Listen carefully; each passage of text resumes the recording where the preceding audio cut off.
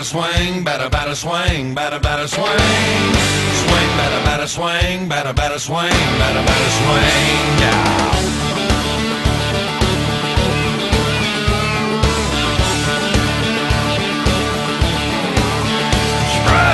Hey baby, do you come here often? Strike two. Hey baby, now watch your sign. Strike three. Hold on now, where you going? He is out. Jimmy's out. Next in line. Swing, batter, swing, batter, swing, batter, swing. Swing, batter, swing, batter.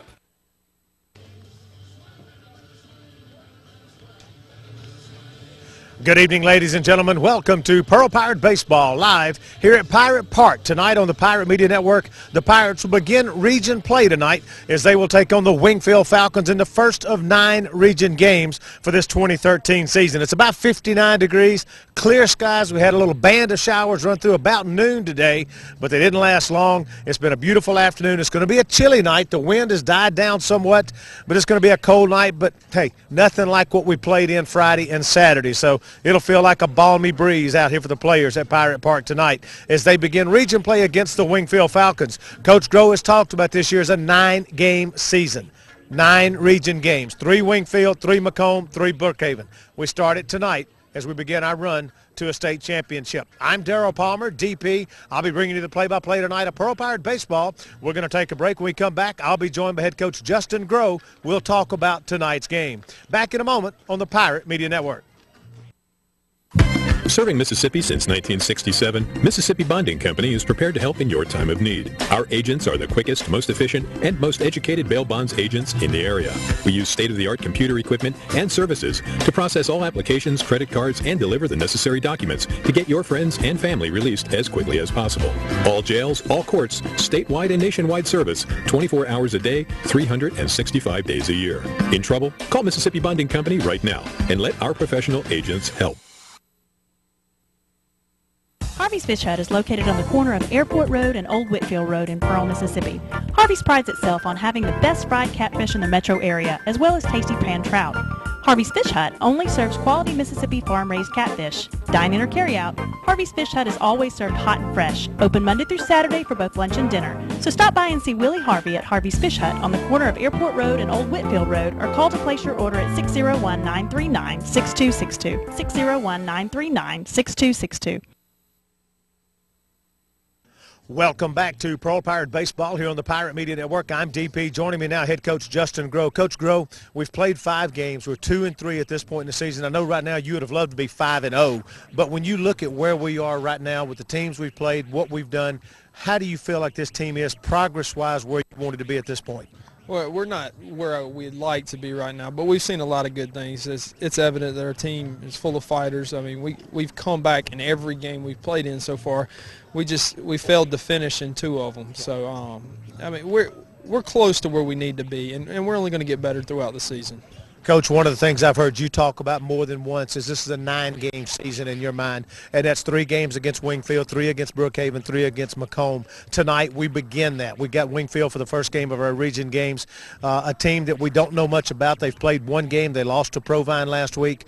What do you know about this team? What do you expect and looking for tonight? I don't know anything about them. Just looking at them warm up, they look pretty athletic. So, I mean, you know, what we teach our guys is you don't play against the other team, you play against yourself. And if we do our job, then we're going to be okay. One of the things I was talking with Coach Lyle about, we were up here visiting some Monday or yesterday when I was up here doing some interviews, is about the mentality of the baseball player, both the hitter and the fielder. As a fielder, you got to want to have a ball hit to you.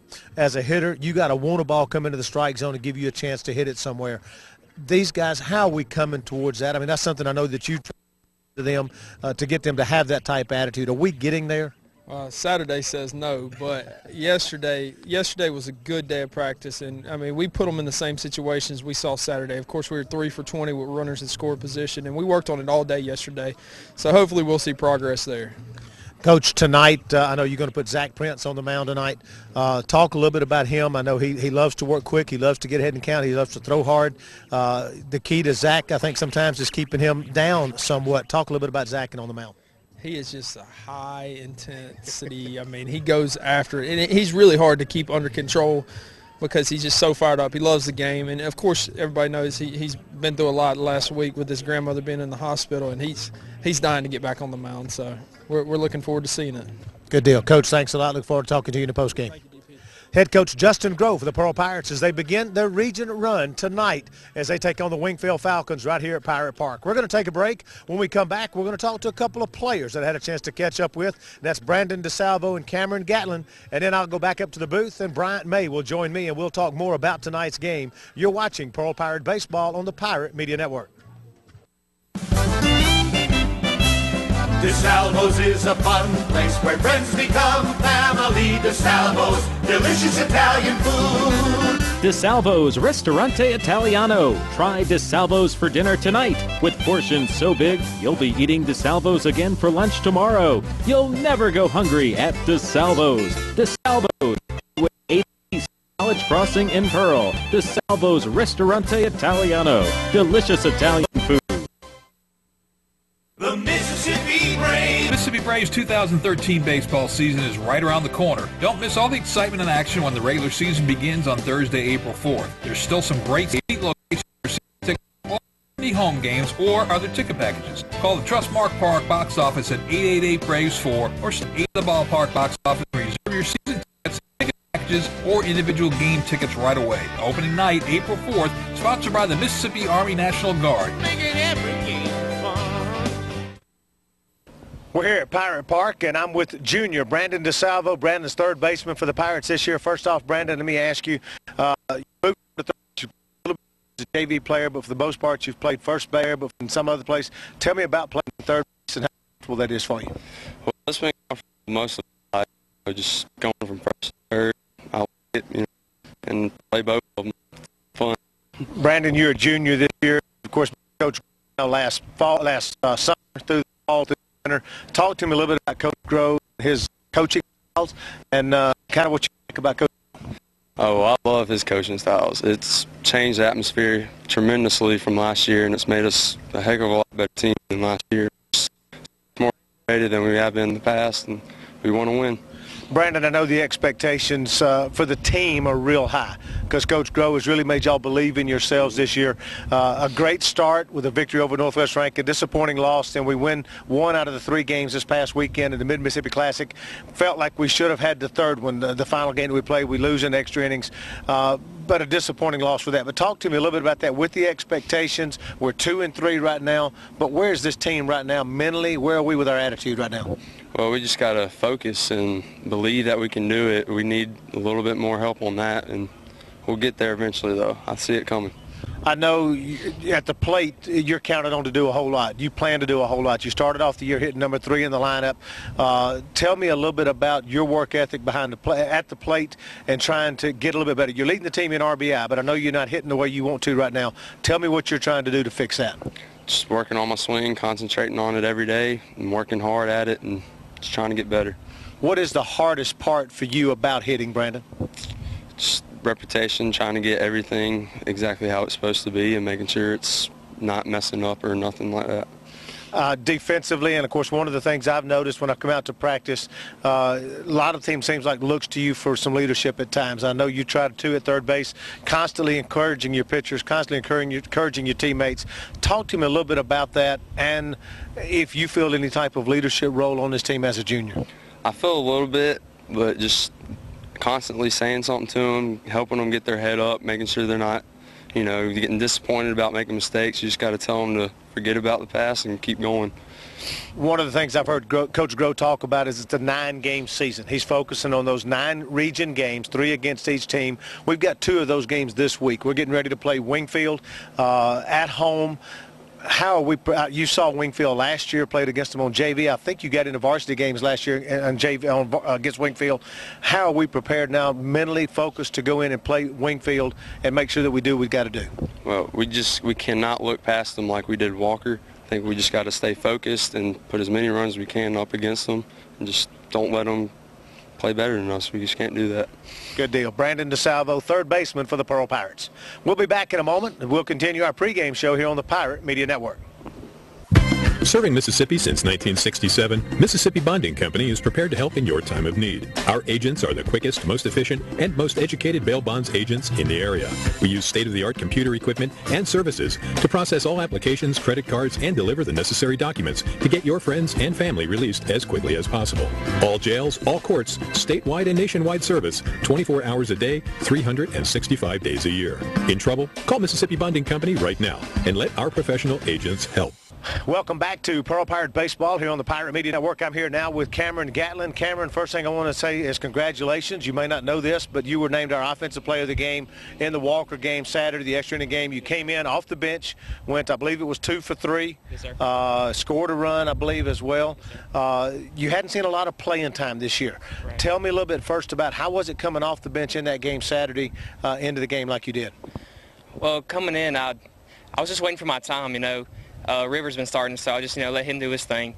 And so I was just waiting for Coach to give me that time. And once he did, I just thought, well, first pitch I'm going to see, I'm going to try to get on top of that ball. And that first pitch I saw was definitely a pitch I could hit to the right side and drive that run in. So I was just happy to get that pitch and hit it. Cameron, I know last year you played a lot of left field for the Pirates. This year you haven't been in the starting lineup as much. We've got a really solid outfield. We've looked at it, and Coach Groh and Coach Lylanoff talked about it. We've probably got 5 players in the outfield between you and River and Zach and David and Parker that are almost interchangeable. Right. When you look at that and when you look at that lineup board that he has in the locker room, how does it make you work? What does it make you want to do to try to make sure your name is at the first one in one of those 3 positions out there?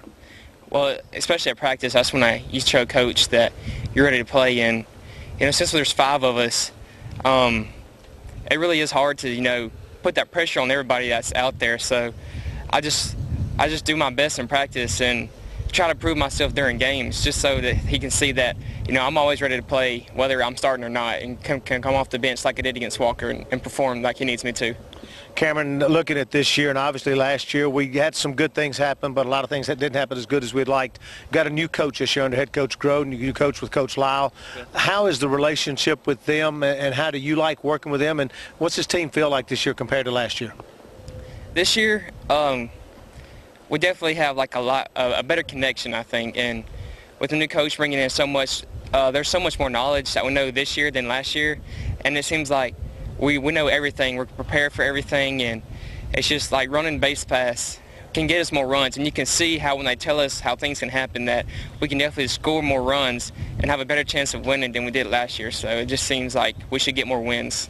Cameron, you are a guy with some pretty good speed. So when it comes to getting on the bases, that's one thing I've seen with Coach Lyle. We saw a run scored this past weekend on a ground out to second base. And that's just something you don't see very often, but it's that aggressive base running. As a player, as a runner, when you get on the base, how do you like that aggressive style of base running? Well, Coach is always preaching that he likes the aggressive. So, and he's never going to get mad if we're going 100%. So if we're just doing our best and it's aggressive on the base pass, he's never going to get mad with us. And as long as we're doing that, we're always going to put pressure on the pitcher and the other team. So it'll definitely help us out in the long run. So as a batter, and coming out of the batter's box, as a runner, once you get on the base, are you always then looking to get that extra base? Yes, sir. Always looking to move up so you can get in scoring position, because the more pressure and more runs we can get, we'll definitely be getting more wins and then hopefully get into the bullpen. Now, I've got to ask you, I saw a video showed this past Saturday up here on a phone in the press box. I saw it on Facebook over the weekend of this Harlem Shuffle. You were in part of that. Yes, sir. Tell me a little bit about that. Well, we were just sitting there, and we had been talking about it for a little while, and we seen it on YouTube, and we were just thinking, if all these people can do it and it looks so easy, why don't we just do it? And we just sitting there talking about it for about 30 minutes, and we just decided to do it. And we got Austin to do the first thing, and then we all just jumped in, and we all have different personalities, so it was just easy to make it because we're just all so crazy and have a different thing that we do. It looked like it was a lot of fun. It looks like this team's pretty loose playing right now and ready to go. Wingfield this week, your thoughts on playing Wingfield right now? Well, I think we should definitely pick up these wins this week because to help our division standings and to get more wins, because with playing Wingfield, we should definitely get these wins. Good deal. Cameron Gatlin, outfielder for the Pearl Pirates. We're going to take another break. When we come back, I'll be back up in the booth as we'll get ready for the first pitch, starting lineups, and some more breakdown of this game. You're watching Pearl Pirate Baseball on the Pirate Media Network. Harvey's Fish Hut is located on the corner of Airport Road and Old Whitfield Road in Pearl, Mississippi. Harvey's prides itself on having the best fried catfish in the metro area, as well as tasty pan trout. Harvey's Fish Hut only serves quality Mississippi farm-raised catfish. Dine-in or carry-out, Harvey's Fish Hut is always served hot and fresh, open Monday through Saturday for both lunch and dinner. So stop by and see Willie Harvey at Harvey's Fish Hut on the corner of Airport Road and Old Whitfield Road, or call to place your order at 601-939-6262. 601-939-6262. Pearl Stamp and Sign is now Sign Mart. Our name has changed, but not our great service.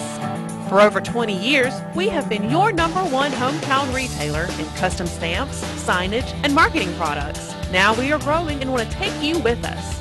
Whether you have an event, starting a new business, or wish to expand your existing business, Sign Mart is committed to helping you meet your design and marketing needs. Come see the friendly staff at Sign Mart on Pearson Road in Pearl and make your mark in the business world.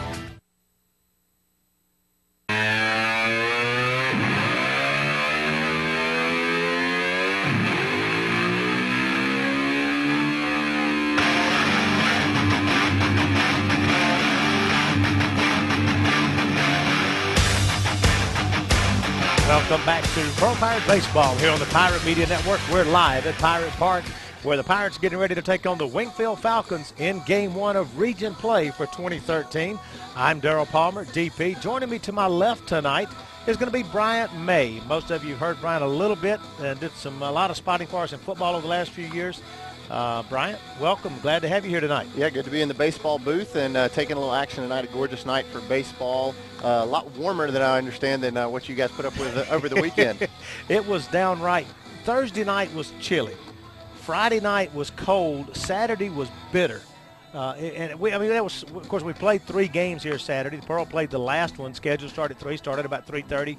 And I think the high that day was scheduled to be like 43. I'm not sure it made it to 40. Winds were blowing, the flags were standing straight out to the side. Winds blowing 15 to 20 out of the northwest.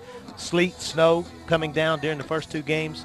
It was just, let's put that. There was supposed to have been a game after our Saturday between Clinton and South Haven, 2 really big baseball powerhouses, big baseball programs. They decided they didn't want to play.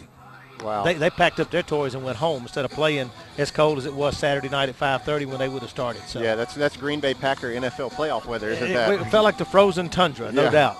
So, but anyway, yeah, tonight at, what'd you say, I think it's 59 degrees. I believe supposed to fall into the low 50s probably by the time this game is over.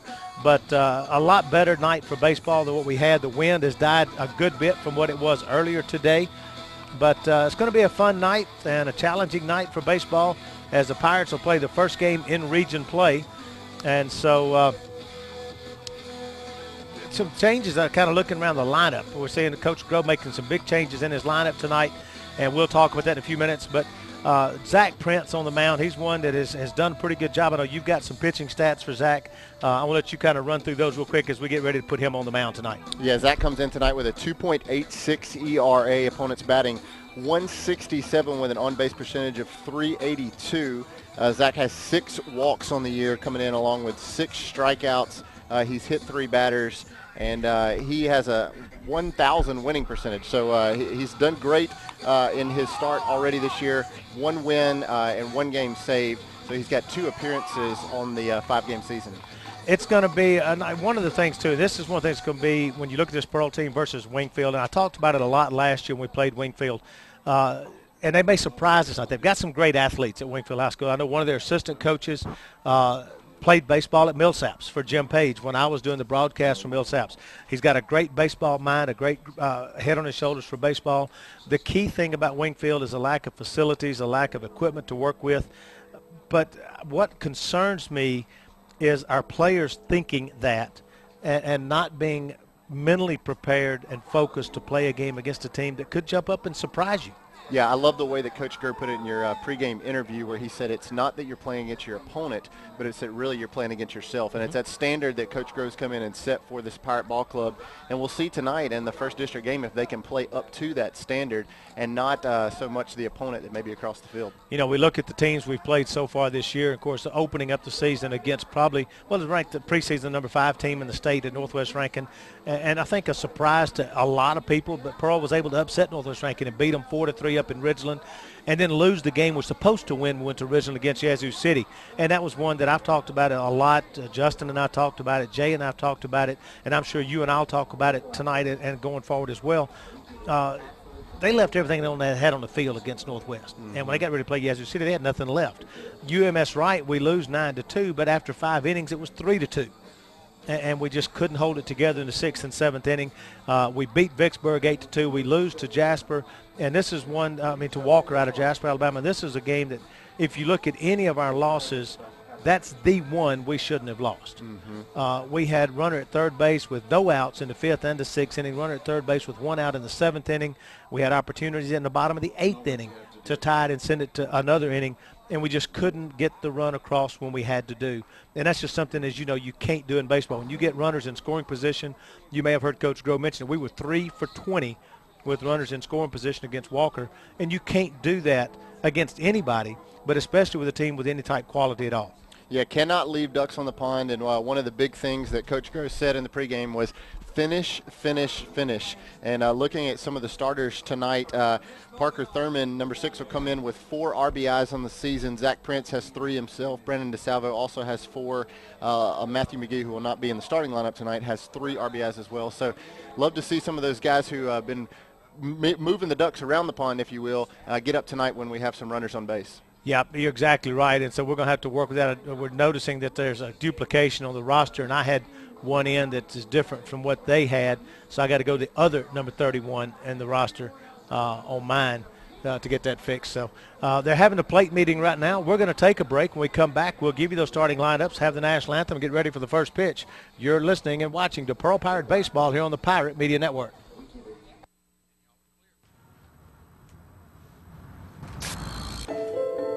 In times of joy, in moments of grief, we are there. When the world looks for truth, broadcasters come through, even when all else fails. Today, with more ways than ever to experience the moments that transform our lives, Americans still choose broadcast television and radio more than all other media combined. Television and radio are still the most trusted sources for news and entertainment. And our web and social sites are among the most visited sites in our daily lives. When important moments happen, both big and small, we're the first informers to history. We are the pioneers, the innovators, the local broadcasters of radio and television, reaching more people, touching more lives. The Mississippi Braves. Mississippi Braves 2013 baseball season is right around the corner. Don't miss all the excitement and action when the regular season begins on Thursday, April 4th. There's still some great seat locations for season tickets for all 70 home games or other ticket packages. Call the Trustmark Park box office at 888-BRAVES-4 or stop by the ballpark box office and reserve your season tickets, ticket packages, or individual game tickets right away. Opening night, April 4th, sponsored by the Mississippi Army National Guard. Making every game fun. DeSalvo's is a fun place where friends become family. DeSalvo's, delicious Italian food. DeSalvo's Ristorante Italiano. Try DeSalvo's for dinner tonight. With portions so big, you'll be eating DeSalvo's again for lunch tomorrow. You'll never go hungry at DeSalvo's. DeSalvo's, Highway 80 East at College Crossing in Pearl. DeSalvo's Ristorante Italiano. Delicious Italian food.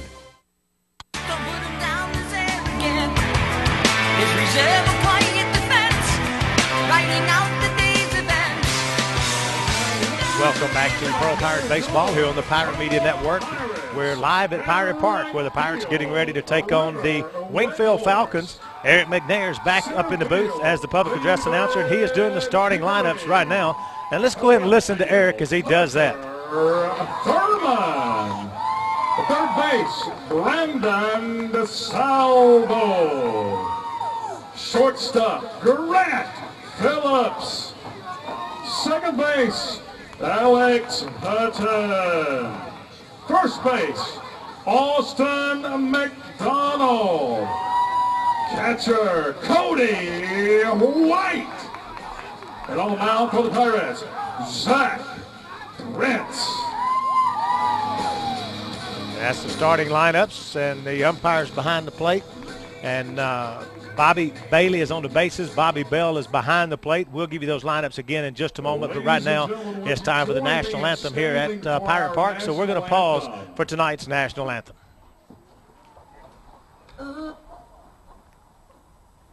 Oh, say, can you see by the dawn's early light what so proudly we hailed at the twilight's last gleaming, whose broad stripes and bright stars through the perilous fight o'er the ramparts we watched were so gallantly streaming, and the rocket's red glare, the bombs bursting in air, gave proof through the night that our flag was still there. Oh, say does that star-spangled banner yet wave o'er the land of the free and the home of the brave. And there's the national anthem here at Pirate Park. The starting pitcher, Zach Prince, will take his warm-up tosses. While he does that, we'll take one final timeout. When we come back, we'll set the defense for you for the Pearl Pirates and give you the offensive starters for the Wingfield Falcons. You're watching Pearl Pirate Baseball on the Pirate Media Network. Pearl Stamp and Sign is now Sign Mart.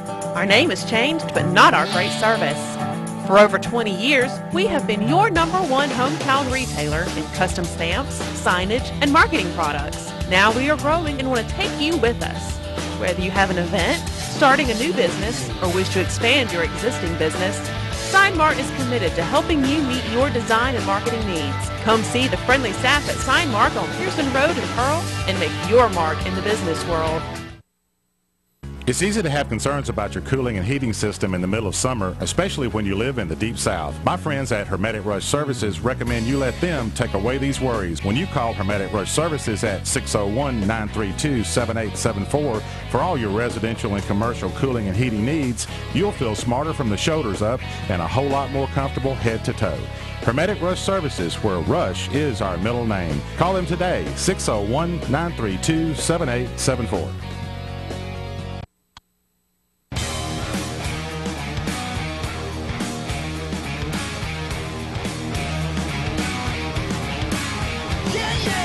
Welcome back to Pro Pirate Baseball here on the Pirate Media Network. The Pirates getting ready to take on the Falcons from Wingfield High School in region baseball action. Let's take a look at the defense for the Pearl Pirates. First in the outfield, left fielders Parker Thurman, center fielder David Pickering, and in right field is River Weghorst.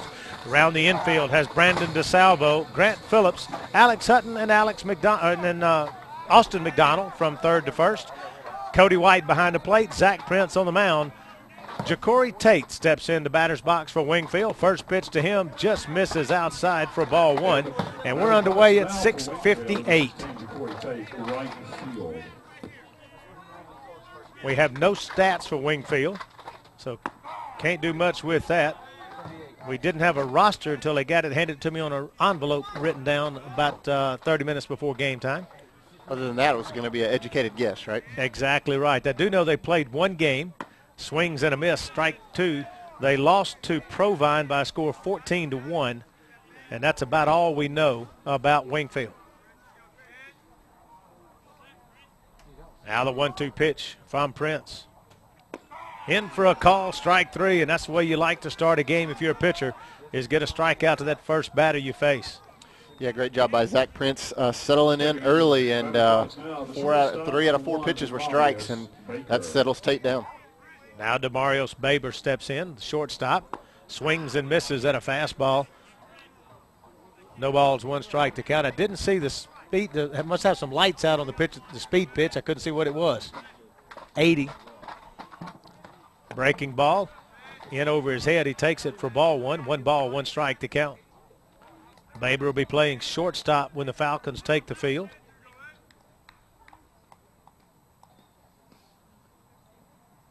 Swings and misses. Strike 2. 1 ball, 2 strikes to count. Zach doing a great job of getting ahead of these first 2 hitters here for the Falcons. Kind of interesting. Coach Garth does not have anybody coaching third base for Wingfield. Low and away for a ball. 2 balls, 2 strikes to count. He does have one of his assistant coaches at first base, and that's Frederick Wiley. Played baseball for Millsaps when I was there. Also played football as a 2-sport athlete for the majors. You don't know if that no third base coach is lack of coaching or lack of confidence in someone to reach third. I was just thinking that same thing. If you're not going to get a runner there, no sense having a coach there. That's a little soft fly ball hit in shallow left center, and that's going to drop in for a base hit. Grant Phillips was backing up, and coming in was David Pickering, but nobody could get there in time, and it'll fall in for a single. Yeah, great job by Baber after he fell behind with 2 strikes, just kind of fighting that one off right over Grant Phillips' head into center field, and he'll take first base. 1 on, 1 out.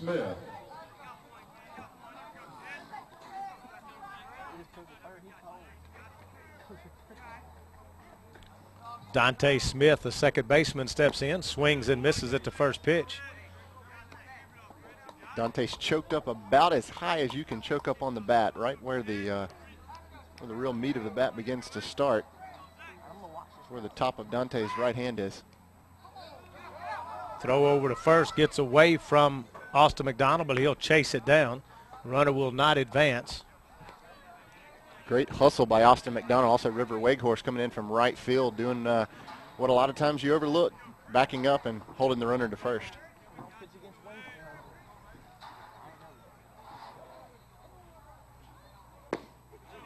Swings and misses at the second pitch. No balls, 2 strikes to count.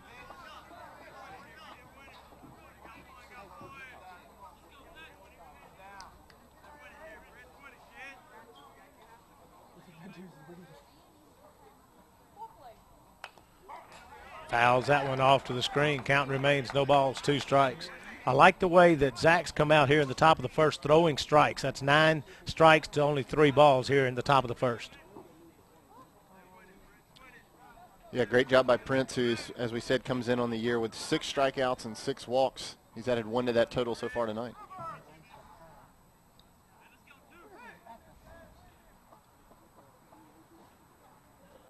Swing and a miss. Strike 3. Well, we must have caught a. Wow, I thought that was strike 3. I did too. Yeah, okay, there we go. It was strike 3. I couldn't figure out what they were doing with that. He hadn't thrown any balls, and he's obviously swung at that one. But, you know, hey, I'm just a broadcaster. What do I know, right? That'll bring Patrick Mays to the plate.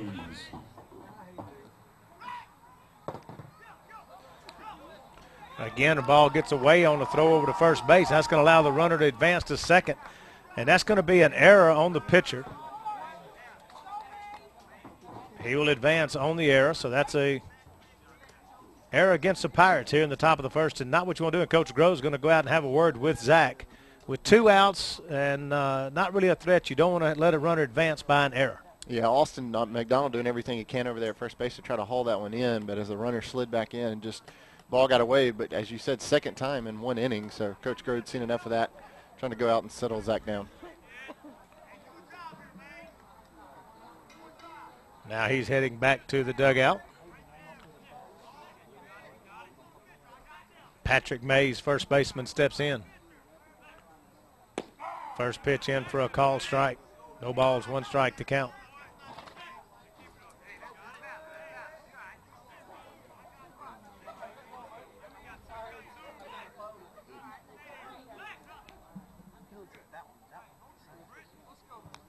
Hatton hits him, so he'll take his base after being hit by the pitch. Not what you want to do if you're Zach Prince in that situation, but now he's going to get Oliver Black, the pitcher, to the mound. Big, tall right-hander.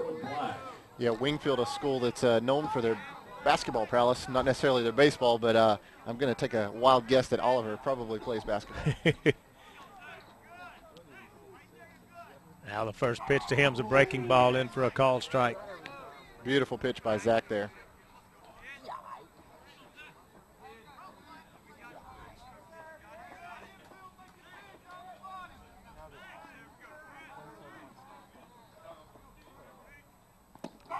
In for call strike 2. Good job by Zach battling back after the throwaway on the pickoff move and then the hit batter. 2 straight strikes, 1 strike away from closing out the Falcons here in the top of the first. Now the 0-2 pitch. Breaking ball, swings, chopper to the left side. Grant Phillips charges, scoops, throws off balance. Scoop by Austin McDonald, not in time. Black got down the line pretty quick. That's going to be a base hit on the infield. Grant played that about as well as you could and just not there quite in time to get Black out. He really did, DP. I believe he scored that one as an infield single. Grant Infield did everything he could. Just a slow-rolling ground ball, and Grant made a great throw, but Black and those long legs beat out Phillips' throw. Strike on the inside part of the plate to Nigel Burns, the left fielder, wearing number 22. So far, all right-handed hitters for the Wingfield Falcons. Just received a text that we're not online. I'm not sure if that's something we need to check and see. I've just sent that to my crew. So if you're trying to watch, people trying to watch online, we'll work on that and see if we can get it up and running. No balls, 2 strikes to count to Nigel Burns. Big pitch here by Zach. Really need to shut down the Falcons and close out this bases loaded rally that they have going here in the top of the first. Now the 0-2 pitch just misses outside. 1 ball, 2 strikes to count.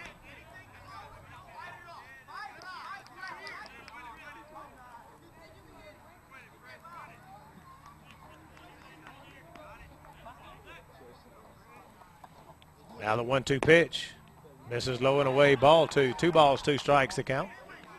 Hey, Cody, check that runner at third. What was that?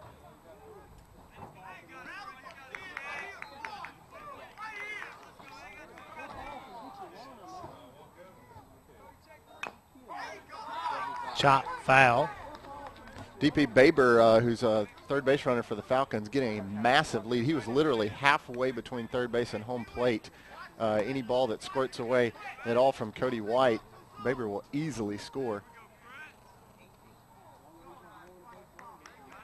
Prince electing to work from the windup. Now he's going to step off, throw over to third. Runner's going to get back in time. Did it the way he's supposed to. He had the runner at third, and rather than balk, he steps back off the rubber and then turns the throw. He's working from the windup, which is allowing those base runners to get a huge lead. Now the 2-2 pitch. Misses outside, ball 3. 3 balls, 2 strikes to count. Now the runners will be going. Even bigger pitch here by Zach Prince to try to close out the Falcons in the top of the first. 3 balls, 2 strikes, bases loaded, everybody's moving. Swings and misses, strike 3, and he gets out of the inning without giving up a run. No runs on 2 hits, no error, 1 error, 3 men left on base. We played a half inning, no score from Pirate Park. Serving Mississippi since 1967, Mississippi Bonding Company is prepared to help in your time of need. Our agents are the quickest, most efficient, and most educated bail bonds agents in the area. We use state-of-the-art computer equipment and services to process all applications, credit cards, and deliver the necessary documents to get your friends and family released as quickly as possible. All jails, all courts, statewide and nationwide service, 24 hours a day, 365 days a year. In trouble? Call Mississippi Bonding Company right now and let our professional agents help. The Mississippi Braves. Mississippi Braves 2013 baseball season is right around the corner. Don't miss all the excitement and action when the regular season begins on Thursday, April 4th. There's still some great seat locations for season tickets for all 70 home games or other ticket packages. Call the Trustmark Park box office at 888-BRAVES-4 or stop by the ballpark box office and reserve your season tickets, ticket packages, or individual game tickets right away. Opening night, April 4th, sponsored by the Mississippi Army National Guard. Making every game fun.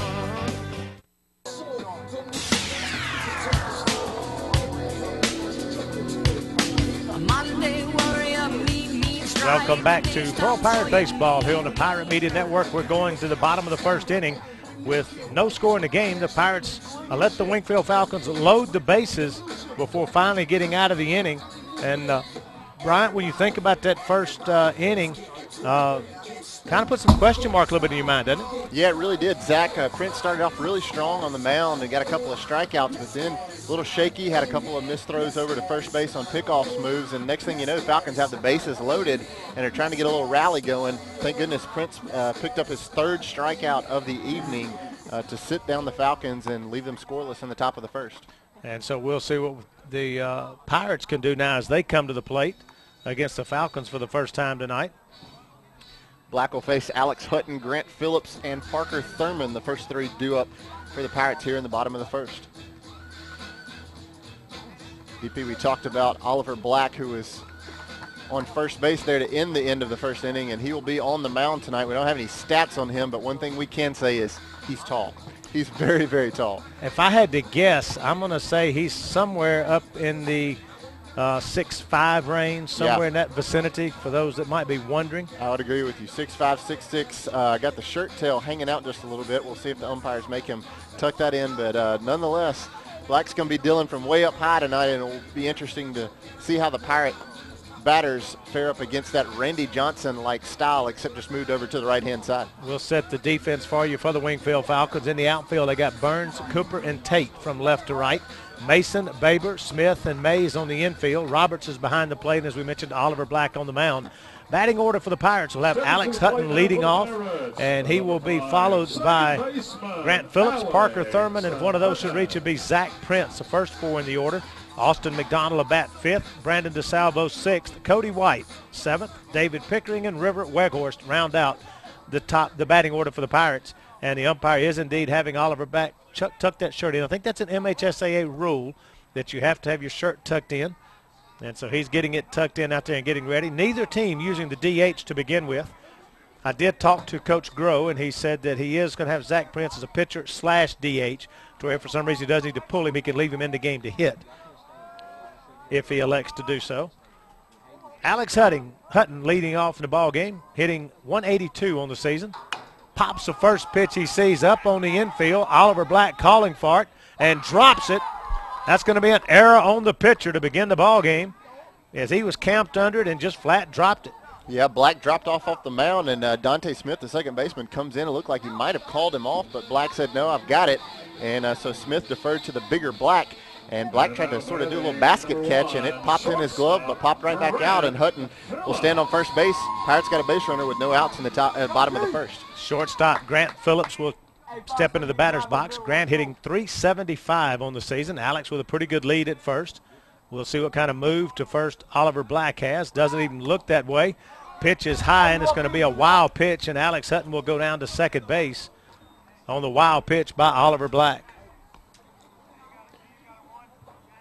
Yeah, it looked like Hutton was ready to go almost at any false dealing from Oliver Black there, and he was way high over the catcher's head, and Hutton easily takes second base runner in scoring position for Grant Phillips.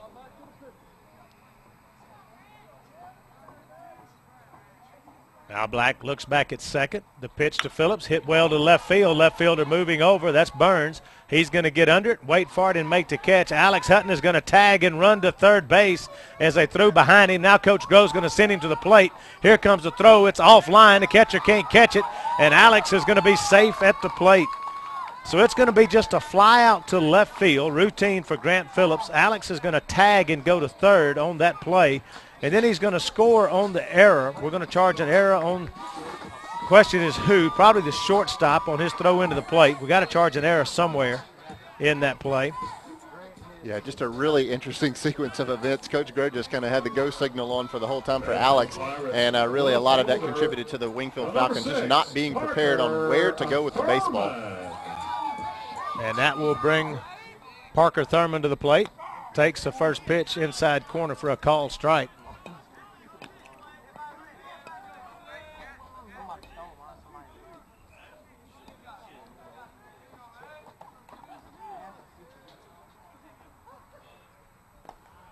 Low and away for a ball, one strike to count.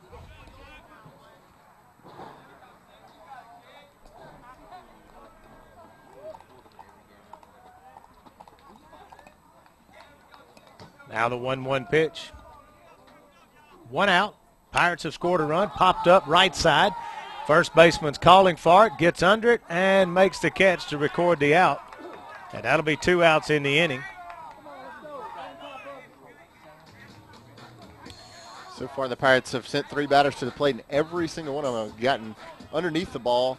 Grant Phillips probably the best stick on the ball so far, as he flew out to left field and was able to get Hutton around on a couple of errors. Now Zach Prince steps in, hitting .214. Second on the team, or tied for third on the team with RBI with 3. Brandon DeSalvo and Parker Thurman with 4 each. First pitch up and in for ball 1. 1 ball, no strikes to count. 1-0. We're in the bottom of the first, just underway. Pearl and Wingfield. First region game for either team. 6th game of the year for the Pirates. Best I can figure, the second game for the Falcons. Outside, ball 2. 2 balls, no strikes to count to Prince.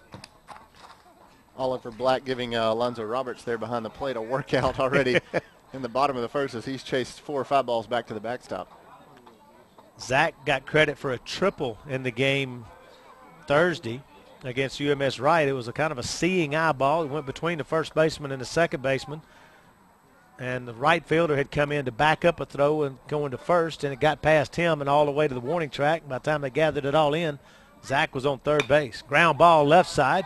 Shortstop plays it on the hop, throws across the diamond, gets the out, and that'll end the inning. The Pirates will get 1 run on no hits. There was 2 errors, and nobody left on base. We played 1. Pirates lead 1-0. Back in a moment on the Pirate Media Network. DeSalvo's is a fun place where friends become family. DeSalvo's, delicious Italian food. DeSalvo's Ristorante Italiano. Try DeSalvo's for dinner tonight. With portions so big, you'll be eating DeSalvo's again for lunch tomorrow. You'll never go hungry at DeSalvo's. DeSalvo's, Highway 80 East at College Crossing in Pearl. DeSalvo's Ristorante Italiano. Delicious Italian food. Harvey's Fish Hut is located on the corner of Airport Road and Old Whitfield Road in Pearl, Mississippi. Harvey's prides itself on having the best fried catfish in the metro area, as well as tasty pan trout. Harvey's Fish Hut only serves quality Mississippi farm-raised catfish. Dine-in or carry-out, Harvey's Fish Hut is always served hot and fresh, open Monday through Saturday for both lunch and dinner. So stop by and see Willie Harvey at Harvey's Fish Hut on the corner of Airport Road and Old Whitfield Road, or call to place your order at 601-939-6262. 601-939-6262.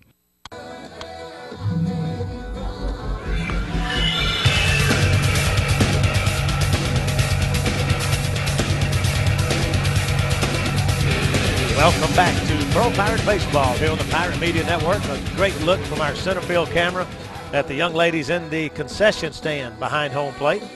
We're going to the top of the second. Pearl leading Wingfield by a score of 1-0. Zach Prince will be facing the 7, 8, 9 in the order for the Falcons. That's Joshua Mason, Alan Cooper, and Alonzo Roberts as we go to the top of the second inning. Leading off the top of the second for Wingfield. Joshua Mason, number 17, third baseman for the Falcons.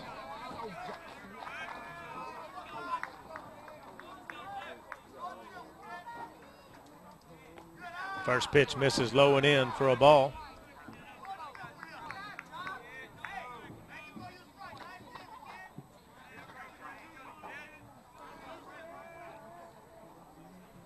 One-0 pitch, fouled just beside the on-deck hitter.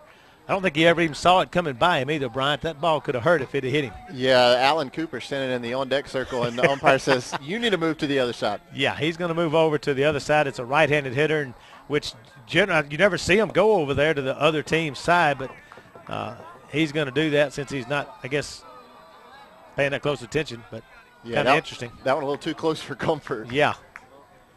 Now the 2-1 pitch. Call strike on the outside part of the plate. Mason kind of gives umpire a little stare on that one. Thought that was a little low and outside, but Prince will take the call, go up 1 ball, 2 strikes.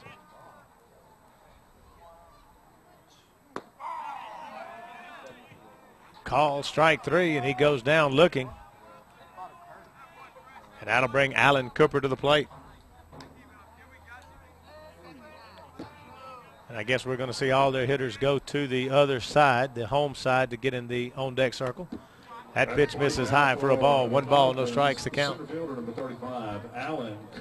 Pearl will go to Wingfield this coming Friday night. Play them the second of 3 times for this 2013 region season. And best we understand, that game is at Level Woods Park. That's where Wingfield plays their games. Call strike on the outside part of the plate.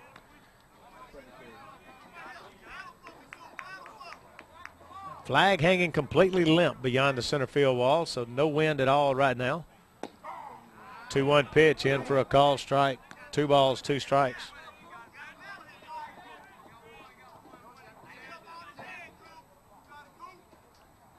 We're scheduled to broadcast a softball game Thursday night here on the Pirate Media Network. That pitch misses low and away for a ball.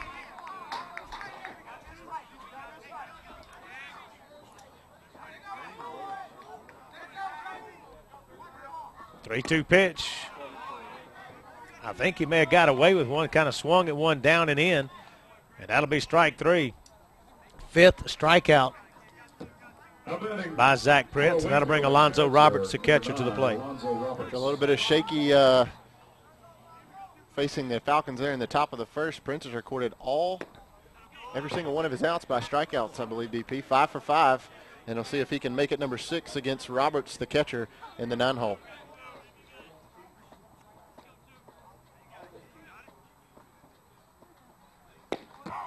And he's quickly ahead in the count here. 0-2.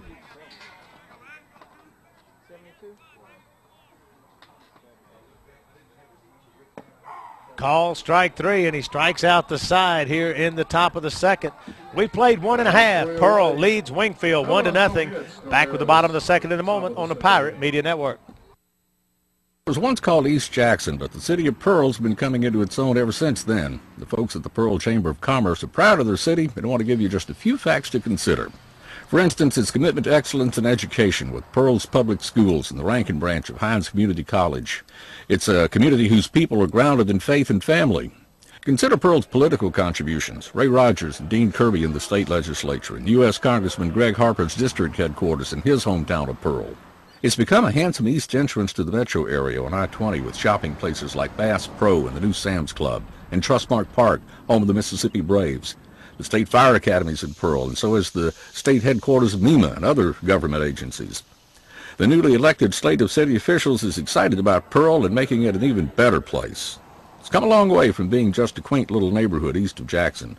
The city of Pearl, a city creating its own future. Hometown Spotlight is sponsored by the Pearl Chamber of Commerce.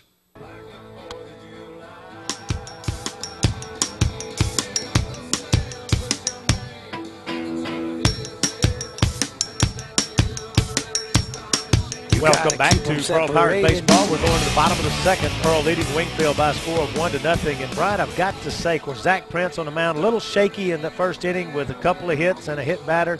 But as you mentioned, he's got 6 outs and all 6 with Ks. Yeah, Zach doing a fantastic job of just doing what you got to do as a pitcher, and that's throwing the ball across the plate. And the Falcons, not exactly the most fiercest batting lineup that we may face all year, but they're swinging right through those Zach Prince pitches, and he's 6 for 6 on strikeouts tonight. I think the disappointing part is the bottom of the first for the Pirates. We were able to get 1 run, but no hits. There was 2 errors committed by the Falcons, and one of them was, of course, forced error by the base running of Alex Hutton. But I think disappointing start at the top of the order to get those guys coming to the plate. First 4 in the order, not able to get a hit against Oliver Black. They were all pop-ups.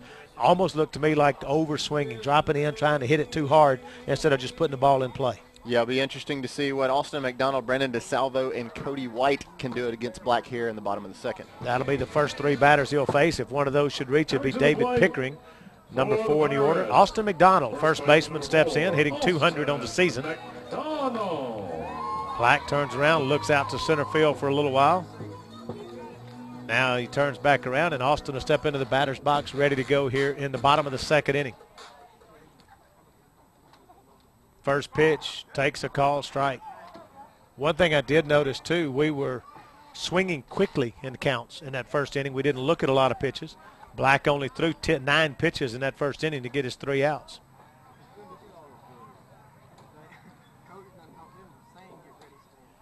Now the 0-1 pitch. Misses high for a ball. 1 ball, 1 strike to count.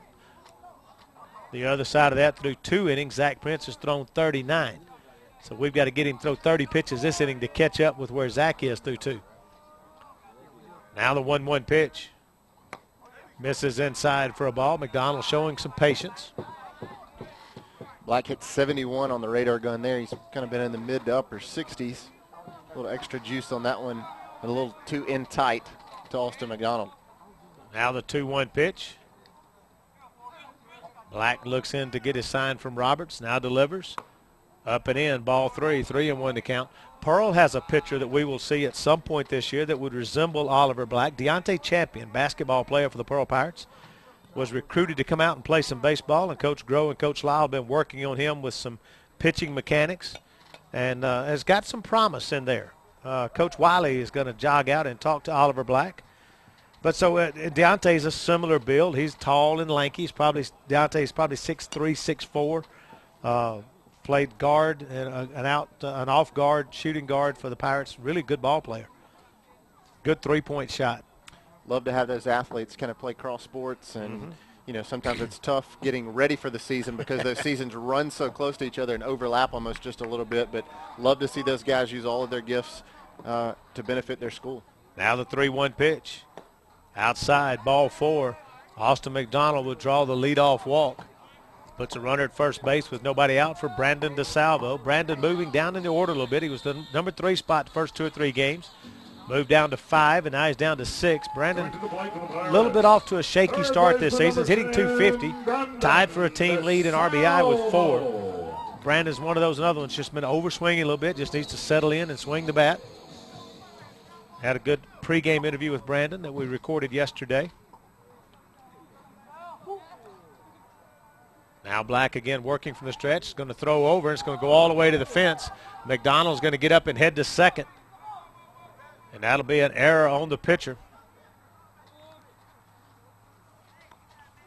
Third error committed by the Falcons here in this ball game. We're just in the bottom of the second. In the bottom of the second, really mirroring the top of the first, as Alex Hutton was able to reach, being the first batter to the top of the first. Then he had an overthrow to the catcher where he took second base and was later able to score on a Grant Phillips fly ball to left field and a couple of errors on the Falcons on that play. We'll see if McDonald can do the same thing with DeSalvo at the plate. Shows bunt, misses it, strike 1. Yeah, I don't know how much Brandon is used to bunting. He really kind of went after one that was way out of the zone there. Everybody on this team is supposed to be getting used to bunting. Something we struggled with the other day. Now the pitch, he shows bunt, pulls this one back. 1 ball, 1 strike to count.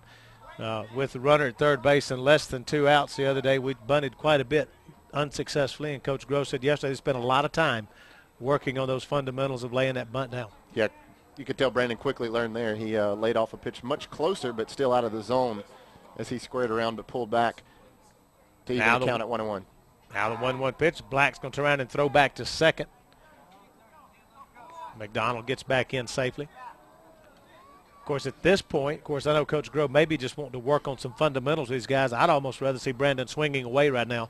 You got a runner in scoring position. You got a pretty good hitter in DeSalvo with probably, as far as power on this team, he's got more power than anybody else on this team. Right. I'd love to see Brandon just go ahead and swing away.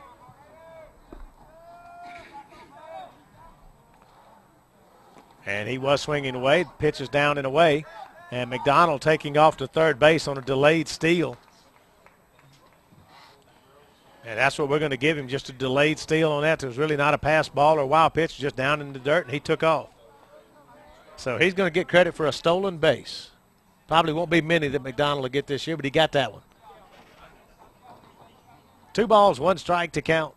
And the pitch. Misses up, ball 3. Big chance here for Brendan DeSalvo to pick up his what would be team-leading 5th RBI, with McDonald leading off on third, way ahead in the count, 3 balls and 1 strike. Swings at a high fastball, counts 3-2 now. And that's one he probably should have laid off of with a 3-1. You need to be selective. You need to find a pitch you feel like you can drive and go for that. And that one's up a little bit. Brandon probably should have laid off of that one, but he's got a 3-2 pitch coming now with Austin McDonald at third base.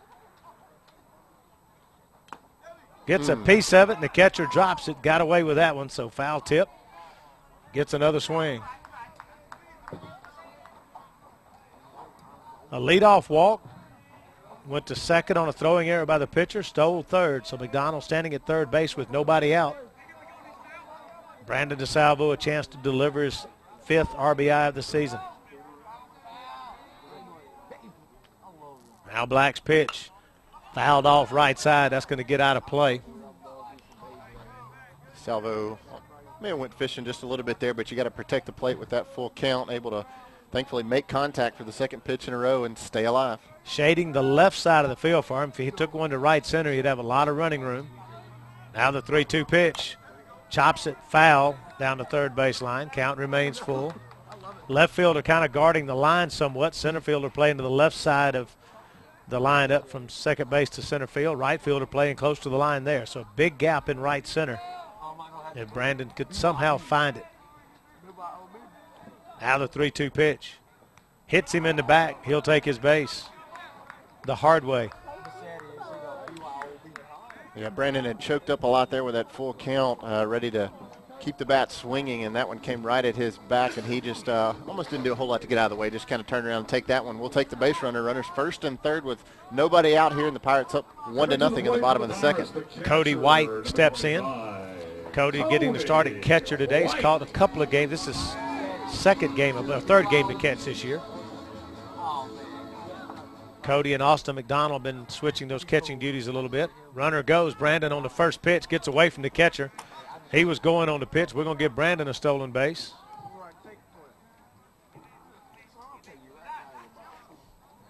That puts 2 runners in scoring position for Cody with a 1-0 count. Like Coach Groh had given Brandon the go signal no matter what. Ball gets away from Roberts, and he easily takes second base. Now 2 runners in scoring position for Cody White. Missing outside for a ball. 2 balls, no strikes to count. Interesting thing, I'm looking out there. Cameron Gatlin is on deck instead of David Pickering. Pickering started off the game in center field. I saw him out there, so we're getting a substitution right off the bat, it looks like. We'll see what happens when he actually comes to the plate. Ground ball left side. Third baseman's going to pick it up. He's touching third, but there's no force, so he's going to be safe at third and safe at first. Nobody out. The run will score. I'm just going to give him a base hit. It was a mental error by the third baseman, but he'd had to throw him out. So we're going to give Cody White a base hit on the play. DeSalvo will be safe at third. And we'll get a courtesy runner at first base is number 16. That's for the catcher. That's Clay Pittman. And we do get Cameron Gatlin stepping into the batter's box, and we're going to get a visit to the mound first. So we're going to get a pitching change, I believe, it looks like. Well, we've got a break in the action. So with that change, we'll take a break. We'll come back in a moment. You're watching Pearl Pirate Baseball on the Pirate Media Network. I imagine that Serving Mississippi since 1967, Mississippi Bonding Company is prepared to help in your time of need. Our agents are the quickest, most efficient, and most educated bail bonds agents in the area. We use state-of-the-art computer equipment and services to process all applications, credit cards, and deliver the necessary documents to get your friends and family released as quickly as possible. All jails, all courts, statewide and nationwide service, 24 hours a day, 365 days a year. In trouble? Call Mississippi Bonding Company right now and let our professional agents help. In times of joy, in moments of grief, we are there. When the world looks for truth, broadcasters come through, even when all else fails. Today, with more ways than ever to experience the moments that transform our lives, Americans still choose broadcast television and radio more than all other media combined. We are the local broadcasters of radio and television. Welcome back. Cameron Gatlin is pitch hitting now for David Pickering. Don't know what happened with David, but he came out of the game. First pitch to Cameron's ball high. Clay Pittman's on courtesy, has a courtesy runner for the pitcher, Cody White, at first, and he'll get the stolen bases. He went down to second. Next pitch to Cameron, misses low for a ball. 2 balls, no strikes to count. Could only speculate what happened with David Pickering. He started the game in center field. That was him out there chasing that fly ball early in the ball game. And this would have been his at-bat, but Cameron Gatlin, I'm sure, will go in to play the outfield. Cameron is an outfielder. 2-0 pitch, misses high, ball 3. 3 balls, no strikes to count. Really thought that the Wingfield coaching staff might kind of pull Black out, but they kind of brought the infield together, gave him a little pep rally, left Black on the mound, but Pirates still have 2 runners in scoring position, up 2-0 in the bottom of the second. 3-0 pitch is a called strike on the edge of the upper end of the strike zone, I'm going to say. One thing, Bryant, that you haven't seen yet, we have instant replay now. Really? We do. Jay Fletcher got to break it in our last game, last couple of games, so you'll have an opportunity at times tonight whenever our production trailer tells us we got a good one to do a little analysis with instant replay. Justin's yet to get to use it. Jay's used it a couple of games, and you'll get to use it now before Justin ever sees it. Well, I have to pass along to Justin how to break down a replay. I've been working with him just a little bit. 3-2 pitch, chopper on the infield. It's going to be picked up by the catcher. No chance to make a play, and that's going to be a base hit for Cameron Gatlin. Brandon DeSalvo will score from third. Clay Pittman stayed at second base for some reason. I guess that's Coach Grove's base running at this point, just trying to take them easy and set up some situations maybe. Roberts, the catcher for the Falcons, did a great job coming out and fielding his position, but kind of slipped on the grass and found himself sitting on his backside with the baseball in his hand and nowhere to throw it. And that will bring River Weghorst to the plate, left-handed hitter for the Pirates. Bunts the pitch up to third baseline. The pitcher, Black's going to pick it up, throw to first, and not in time. Base hit for River Weghorst. Good speed down the line, and he lays it down and beats it out. We've got a replay of that for you, Bryant. Yeah, love to see. That was a bang-bang play over at first. Weghorst did a great job of doing what Coach Grove's been coaching him on and getting that bunt down. Good chance to see it here on the replay. Great job by Weghorst getting it down the third base line. Black throws to first, and wow, it was a bang-bang play. But as you say, tie goes to the runner. So Weghorst gets the tie, and he'll load up the bases here for Alex Hutton. That puts runners at all of the bases for Hutton as he takes the first pitch for a ball. 1 ball, no strikes to count. I like that, DP. I like that replay. That's pretty cool, isn't it? Great job. That pitch low and away, ball 2. Runners coming to the plate as it gets away from the catcher on the wild pitch. Pittman scores on the wild pitch. Gatlin will move up, as will Weghorst.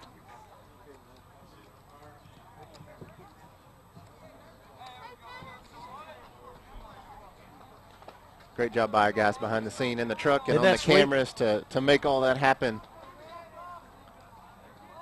We've seen some really good replay stuff over the last couple of games since we've had it working. Did not have it working Thursday night for the first game of the Mid-Mississippi Classic. We had it working Friday and Saturday. Ground ball right side. First baseman picks it up, drops it. Now just realized the only play he's got is touch the bag. So he'll touch the bag and record the out at first. Gatlin scores from third. Weghorst moves to third. And now with 1 out, that'll bring Grant Phillips to the plate. Grant Phillips flew out to left field in his first at bat in the top of the first. Alex Hutton was able to score on the play. I don't believe Grant Phillips picked up the RBI because Hutton scored on a couple of errors by the Falcons. First pitch popped up right side by Grant Phillips. And he'll be out on the little short, easy pop-up to the first baseman. Weghorst stays at third. Now batting for the Pirates, left fielder number 6, Parker Thurman. First pitch to Parker, misses for a ball. 1 ball, no strikes to count.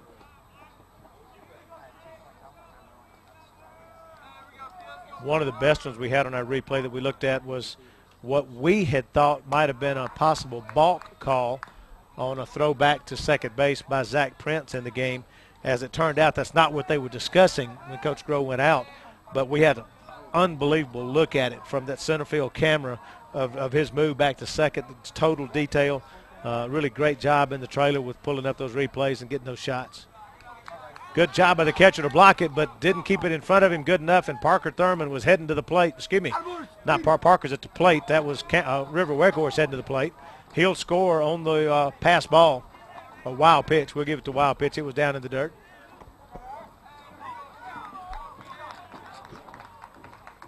And I didn't see what happened there. Oh, River didn't touch the plate, they say.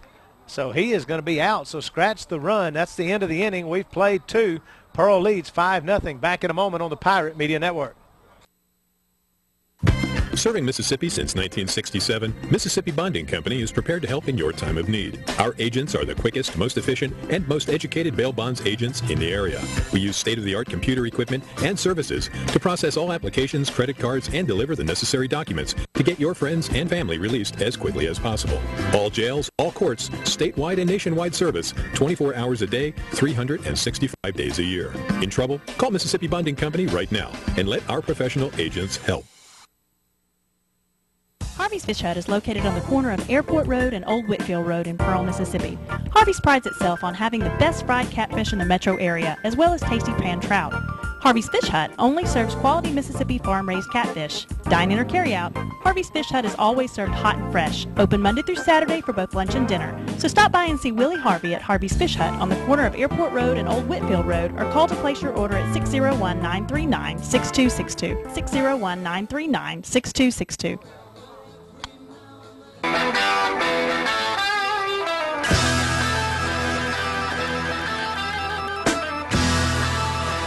Welcome back to Pearl Pirate Baseball here on the Pirate Media Network. We have a replay, I think, of the River Weghorst trying to score, and he said he had missed the plate. Let's take a look at that. Wow. Really close look at that frame by frame. Looks like his right toe may have potentially touched the plate. Really hard to tell, but as good as that camera angle is, umpire was right there on top of it, and that's what he saw as the call. So nonetheless, the Weghorst run will be wiped off the scoreboard, and Pirates only have a 5-0 lead now, headed to the top of the third. Pretty good shot on that replay, like his toe was on the front corner of the plate. That was about as close as it could be. Of course, the umpire does not have the advantage, but I'll say this too. He's coming in like that. Don't hit the corner of the plate. Yes, put your foot right on the middle. Step in the middle of it. Exactly. Leave no doubt. Ja'Cory Tate steps in, takes the first pitch for a call strike. Tate, one of Zach Prince's 6 strikeout victims on the evening.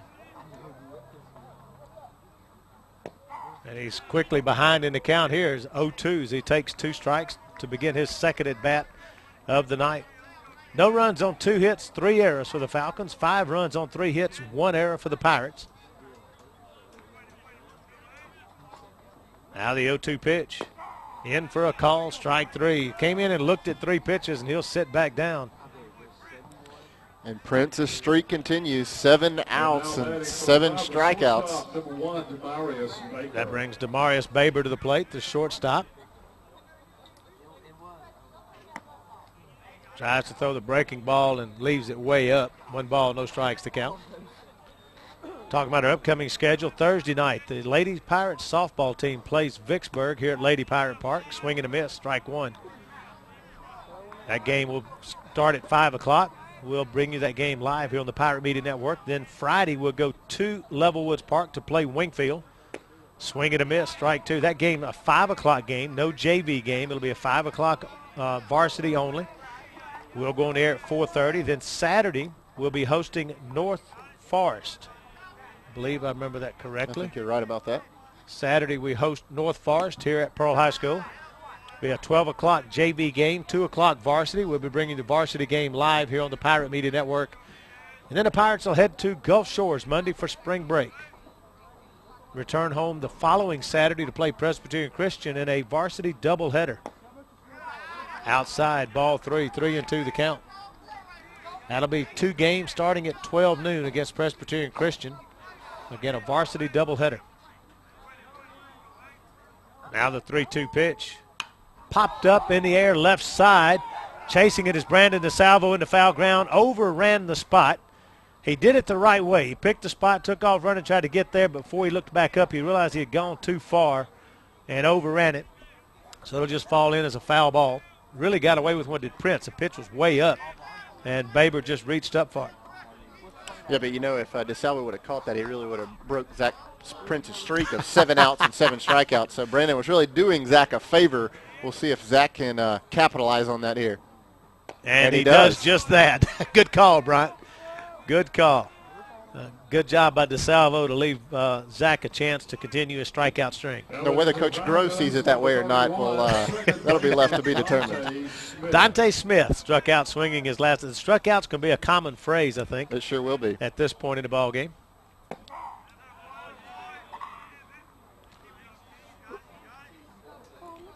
Zach has more than doubled his strikeout total on the season already in tonight's ball game. Now the 0-1 pitch in for strike 2. I remember a game last year, it was at Levelwoods when we played Wingfield over there, that Kirby Wixon struck out, I think it was 15 in that ball game through 4 innings, and they pulled him. Strike 3, and that goes down the side in order. He struck out the last 7 batters he's faced, has Zach Prince, and we'll go to the bottom of the 3rd with Pearl leading 5-0. Back in a moment on the Pirate Media Network.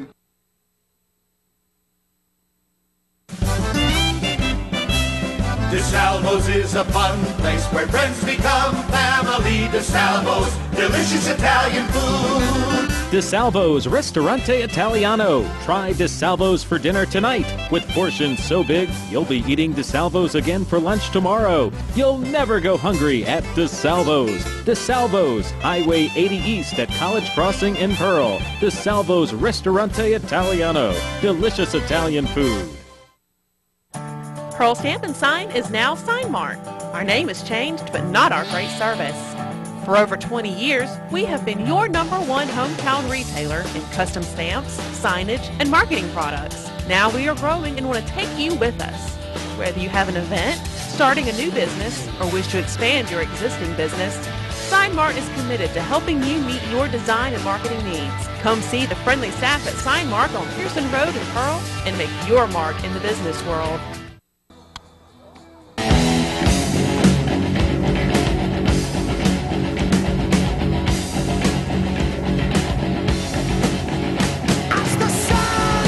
Welcome back to Pearl Pirate Baseball here on the Pirate Media Network. We're going to the bottom of the 3rd. Pirates leading 5-0. Oliver Black still on the mound for the Wingfield Falcons. He'll be facing 3, 4, 5 in the order for the Pirates. That's Parker Thurman, Zach Prince, Austin McDonald, and if one of those should reach, it'd be Brandon DeSalvo, the next scheduled hitter.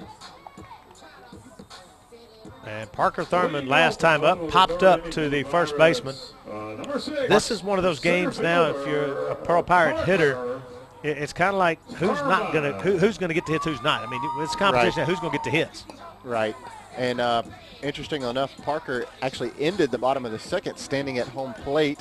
If you just joined us, River Wakehorse came in on a pass ball, but the umpire said that he did not step on home plate, so he was called out as soon as he entered the dugout. So Parker will pick up with a clean slate here in the bottom of the 3rd. Now Oliver Black.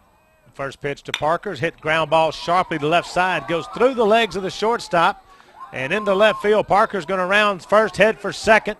Ball's all the way to the warning track. He's rounding second, heading for 3rd. Coach Grove's going to say, go ahead and head to the plate, Parker. And he runs into the 3rd baseman. Here comes a throw to the plate. He's going to be safe as Parker ran into 3rd baseman. And what is the base umpire signaling? He may have called Parker out. I need to get a clarification. Did he call him out or did he call a penalty? The 3rd baseman can't stand in the way. I did not see the call. No one has really clarified. The 3rd baseman was really standing right on top of the bag. Right on top of the bag. Parker did hit him with his hand. He stuck his hands out and hit him. Here it is right here. Parker. But he was standing on the bag that he can't do. So he sent Parker to the plate. Yeah, I believe So the run did count. There's a ground out to the shortstop. So he sent him to the plate, I think. So the run should have counted, I believe. We need to get a clarification from the umpire. We're going to try to get that. Okay, so he did score. So it's an error. It's going to be an error on the shortstop on that play. Unfortunately, Parker doesn't get a inside the park home run. And it's just a 4-base error on the shortstop. And then on the first pitch, Zach Prince grounds out to the shortstop. Now we're caught up. It's 6-0 Pirates. Another just strange play. Went right through the 5-hole of the shortstop all the way to the fence, and Parker was moving all the way around. Coach Grode never gave him the stop signal, and third baseman helps out, kind of standing right on top of the base. And so, as you said, Parker ends up on all the way to the plate on that play. Crazy part was, DP, even though he ran into the third baseman, they made the throw to the plate. Catcher bobbles it. Parker still scored after running the third baseman. He was really moving.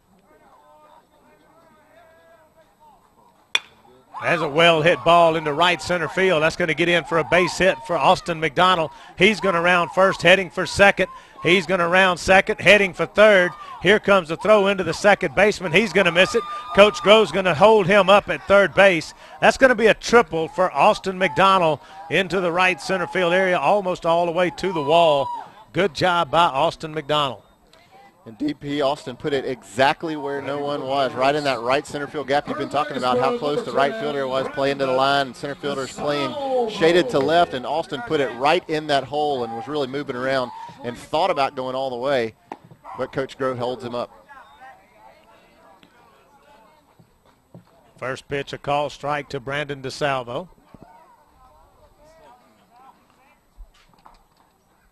Now the 0-1 pitch hits him for the second time tonight. Brandon's been hit by a pitch. And he'll go down to first base. You know, on that play by Parker Thurman, I went ahead and just ruled it the single error. It's probably officially, because he pointed home, was a third base and then scored on a defensive interference. Yeah, so probably a three-base error aided by defensive interference on the third base. Exactly. DeSalvo takes off to second on the first pitch. Pitch misses up for a ball. Once again, Brandon gets credit for the easy stolen base. Brandon, the exact same situation he saw in the bottom of the second, getting hit by a pitch, taking first base, and then in a first-third situation, swiping second. Now the 1-0 pitch, fouled off right side, just on top of the first base dugout. Goes 1 ball, 1 strike to Cody White. Cody, his last time up, singled and scored. 6-0 Pirates here in the bottom of the third inning. 1-1 pitch, hit well, left field line, hooking, and it's going to be foul ball. Well hit by Cody, but just hooked it a little too much into foul ground. Well, Cody really jumped all over that one. He got every bit of it, but not sure if we're aided by any wind tonight, but hooked just a little bit left, probably 25 feet. Cody, straighten it out. Bang, bang.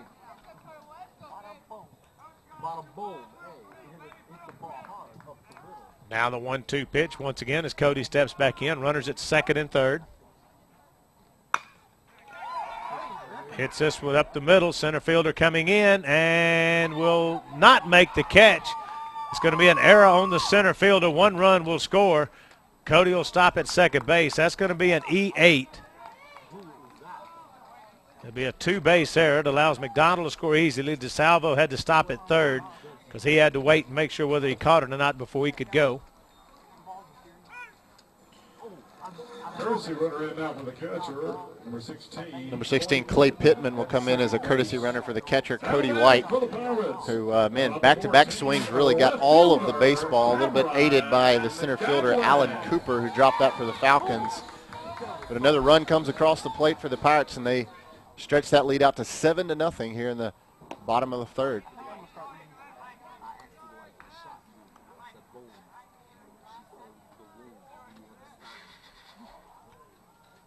Cameron Gatlin steps to the plate. He had an infield single and scored in his last plate appearance in the bottom of the second.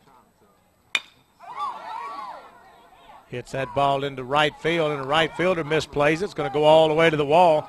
And there's no error on that one because nobody touched the ball. It just misplayed. Cameron's going to round third, and Coach Grove says, go ahead, see if you can make it. If he gets to the plate, and he does, an inside-the-park home run for Cameron Gatlin. We're going to give him the whole thing.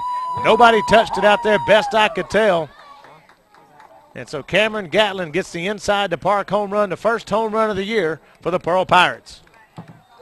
Great job by Gatlin, just really getting a lot of that baseball, hit it right at the right fielder, had a little bit of, I guess, a curve on it, and right fielder completely misplayed it. Ball rolls all the way to the fence. 2 runners score, and Coach Grove never stopped waving Gatlin, and he rounded third base, and Wingfield really not in touch with where they should put the baseball and throw it right back to the pitcher, and Gatlin swipes home for it inside the park. River Weghorst hits it to the shortstop, bobbles it briefly, and then throws it.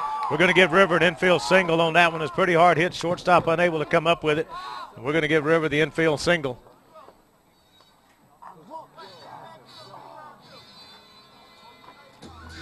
And now Alex Hutton steps in. 10-0 here in the bottom of the third. For those wondering, there is a run rule, courtesy rule, if you will, mercy rule, if you will, in high school. 10 runs, but you have to play 5 innings, so we've still got at least a couple more innings to play. Pirates are up 10-0 though. Weghorst almost picked off at first base. River with a pretty good lead. The interesting part about this, the Pirates have scored 10 runs. 8 of the 10 runs have been scored by 5, 6, 7, 8 in the batting order. They've all 4 of those have scored twice to score 8 of the 10 runs. Alex Hutton scored a run, and as did Parker Thurman. Other than that, the other 8 runs have been scored by the numbers 5, 6, 7, 8 in the order.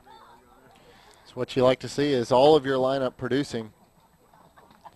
The base umpire saying something to Oliver Black about his stance on the rubber and his pickoff move to first.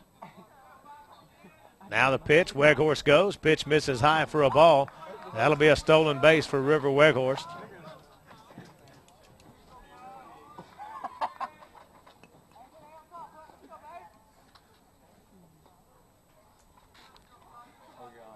Now the 1-0 pitch. Fly ball right side, foul and out of play. 1 ball, 1 strike to count. Now again, this is where, as a hitter, you want to come up there and get the ball and play. We've only got 6 hits for the 10 runs. Got to hand it. Wingfield has given us a lot. They've committed 5 errors, and there are probably a couple others. If I wanted to be a real, tight scorekeeper, I could charge another 1 or 2 somewhere. But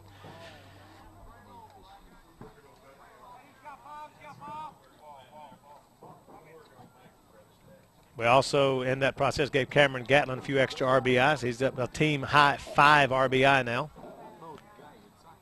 And he'll love being the only Pirate with a home run thus far in the season. I'm sure he will.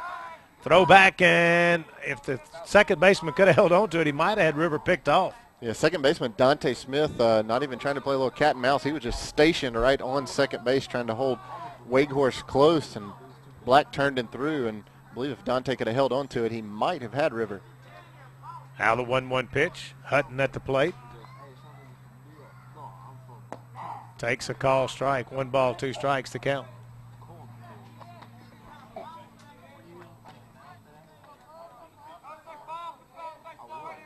Black's hit 2 batters. He hasn't walked but 1. Has no strikeouts yet.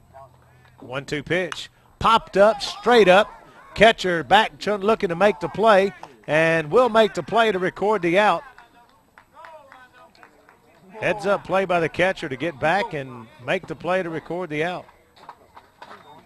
Great job by Alonzo Roberts popping up and fielding his position. A lot of times when you see that catcher, you see him turn around and flip the other way to try to catch the pop-up without it having a little bit of spin on it. But Alonzo, he didn't spin around, but he spun right into his glove, and he records the second out of the evening, or second out of the inning for the Wingfield Falcons. Now Grant Phillips steps into the batter's box. Grant's flown out to left and popped up to first so far in the game.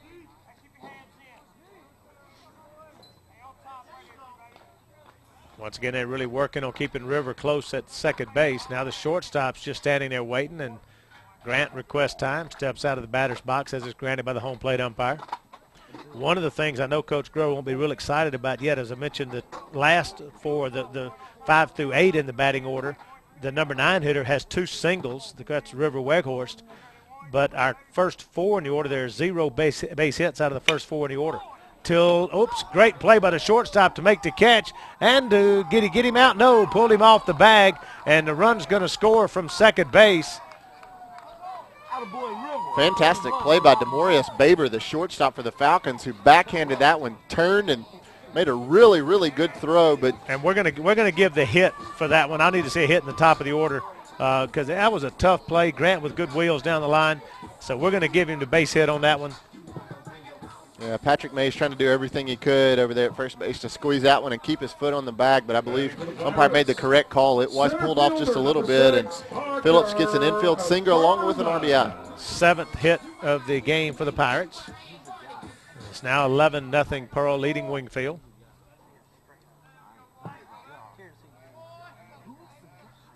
Parker Thurman at the plate. Parker popped up to the first baseman, reached on an error and scored as it went through the shortstop's legs, and he rounded all the bases. There's a wild pitch, and Grant's going to head to second. He's going to round second, heading for third. Here comes the throw to third, and Grant's going to round third and head to the plate as it gets past the third baseman. It's going to be 2 errors charged on that play. Grant's going to go to second on the pass on the wild pitch. That's the easy part.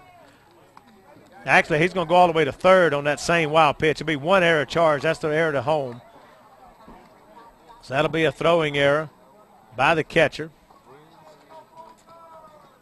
So 1 error charge. So it's now 6 errors committed by Wingfield. Only 1 error charged on that play.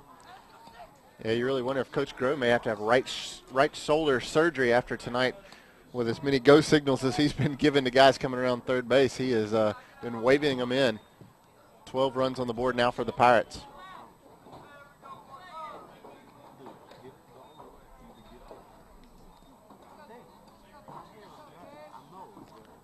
Now the 2-0 pitch. Inside corner for a called strike.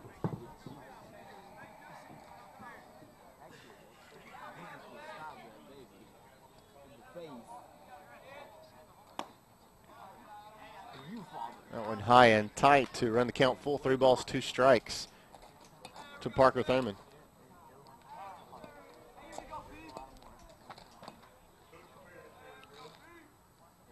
And now we're going to get umpire going out to talk to Oliver Black and taking a coach with him. So it must be something he's seeing that he doesn't like there.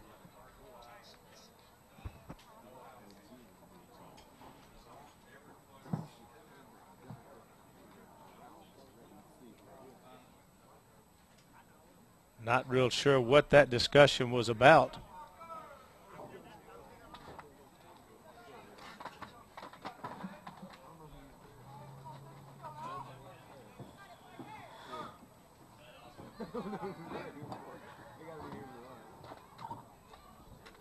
Now the 3-1 pitch, fouled off. Count goes full.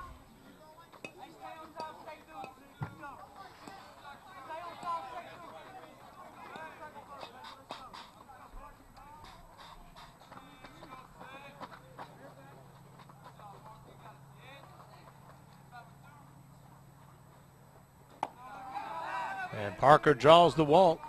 There we go, Brent. Let's go, Brent.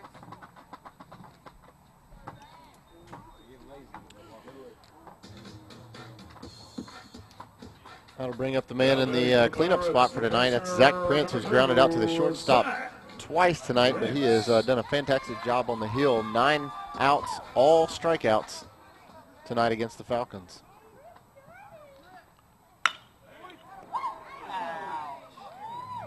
Line drive by Prince off the third baseman's right ankle. Looks like he's going to be okay, but the ball caroms all the way over to second base, and Parker Thurman easily walks into second. Coach Grove showing some good sportsmanship, checking on the third baseman over there. That's Joshua Mason. That'll be a base hit on the hard line drive.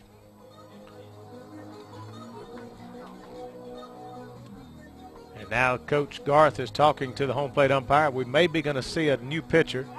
Yep, he's signaling a new pitcher. Number 9 is going to go into the ball game somewhere, making some changes. So we're going to step away and take a break. We'll come back with those changes in just a moment. You're watching Pearl Pirate Baseball on the Pirate Media Network.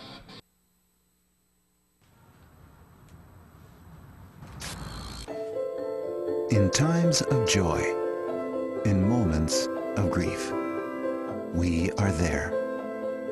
When the world looks for truth, broadcasters come through, even when all else fails. Today, with more ways than ever to experience the moments that transform our lives, Americans still choose broadcast television and radio more than all other media combined. Television and radio are still the most trusted sources for news and entertainment. And our web and social sites are among the most visited sites in our daily lives. When important moments happen, both big and small, we're the first informers to history. We are the pioneers, the innovators, the local broadcasters of radio and television, reaching more people, touching more lives. Pitcher stays in the game. They took the third baseman out after being injured, so Mason comes out of the game. Fleming goes into left field. The left fielder Burns moves to third base. Now the 1-0 pitch to McDonald, foul back. Count goes 1 ball, 1 strike. Yeah, you wonder if Joshua Mason was really hurt worse than he was kind of showing. Coach Groh was checking on him, but he seemed like he was going to be okay. He was trying to walk it off, but Wingfield coaching staff comes out and makes the change and pulls him out of the ball game.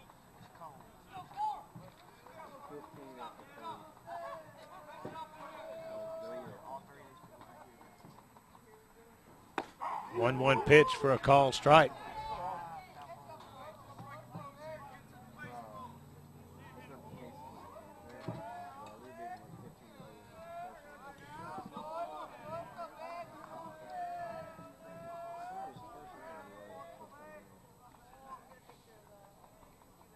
Now the 1-2 pitch, down and away for a ball. 2 balls, 2 strikes. Coach Groh electing now go station, even though the ball goes past catcher all the way to the backstop.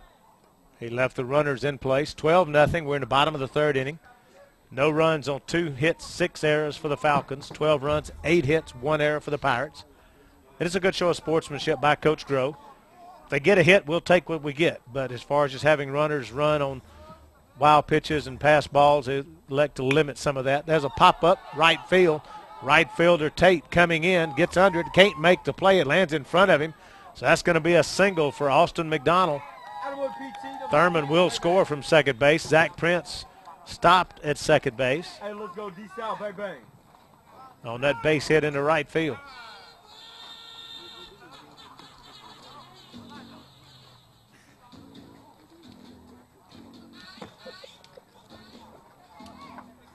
That will bring Brandon DeSalvo to the plate. Number 10, Brandon DeSalvo. Pirates now lead 13-0.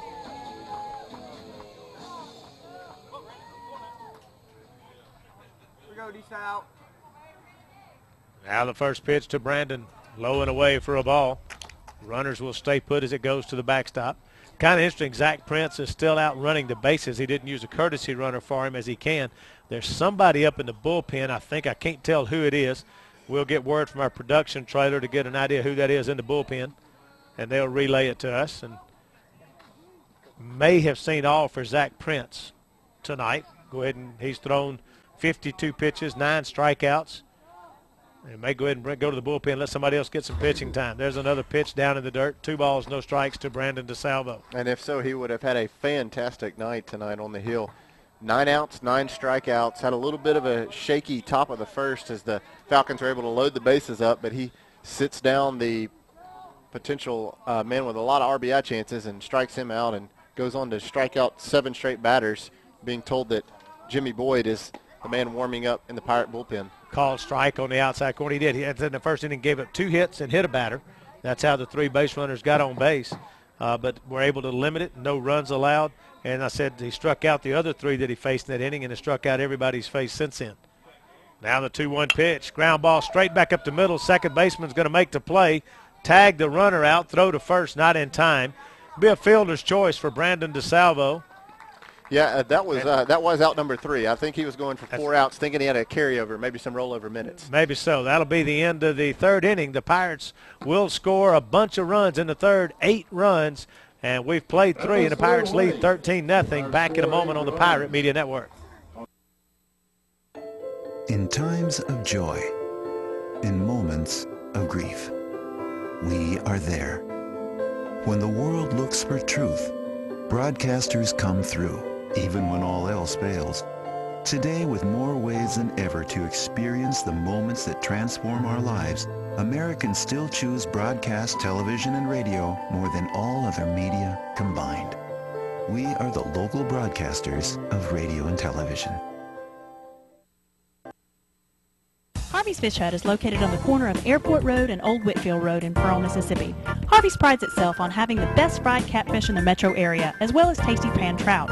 Harvey's Fish Hut only serves quality Mississippi farm-raised catfish. Dine in or carry out, Harvey's Fish Hut is always served hot and fresh, open Monday through Saturday for both lunch and dinner. So stop by and see Willie Harvey at Harvey's Fish Hut on the corner of Airport Road and Old Whitfield Road, or call to place your order at 601-939-6262. 601-939-6262.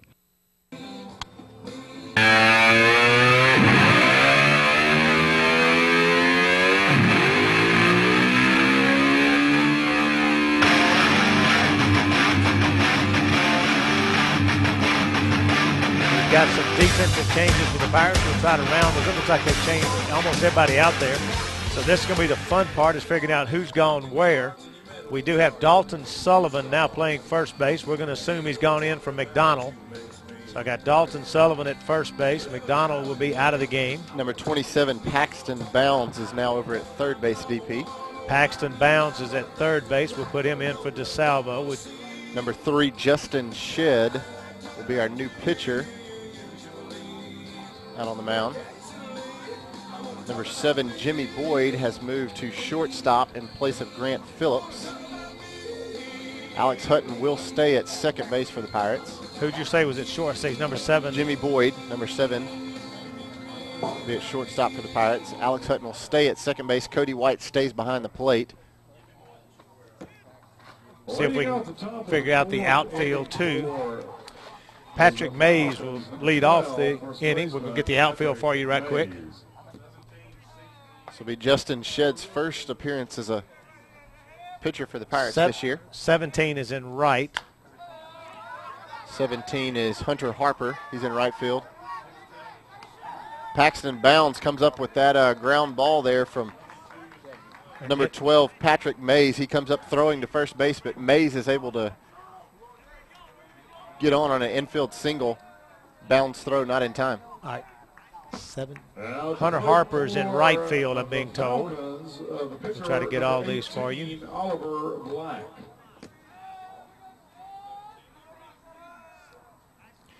Center fielder is Clay Pittman in center field. And in left field now, Dalton Solis is in left field. We'll set all this for you up in just a moment. Right now we've got a no ball, 1 strike count to Oliver Black, the pitcher, with a runner at first base in Mays. Swings and misses, strike 2. All right, let's try this again, see if we've got all our positions right. Around the outfield, I've got Dalton Solis in left, Clay Pittman in center, and Hunter Harper in right. So that's Solis, Pittman, and Harper from left to right. In the infield, I got third baseman Paxton Bounds. Shortstop is Jimmy Boyd.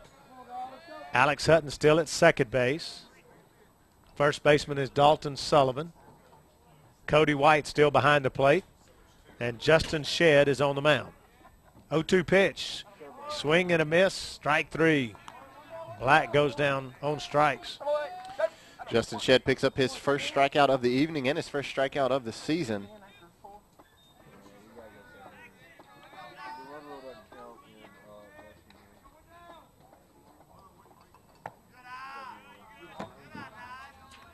At the plate for the Falcons. First pitch to Nigel Burns, misses for ball 1. 1 ball, no strikes to count. Nigel Burns, one of Zach Prince's 9 strikeout victims on the evening. Look to see if he can fare any better against Justin Shedd. Pitch misses up and away for a ball.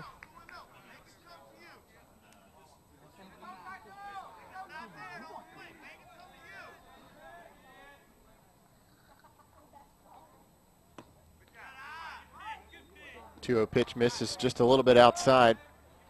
3 balls, no strikes to Shedd.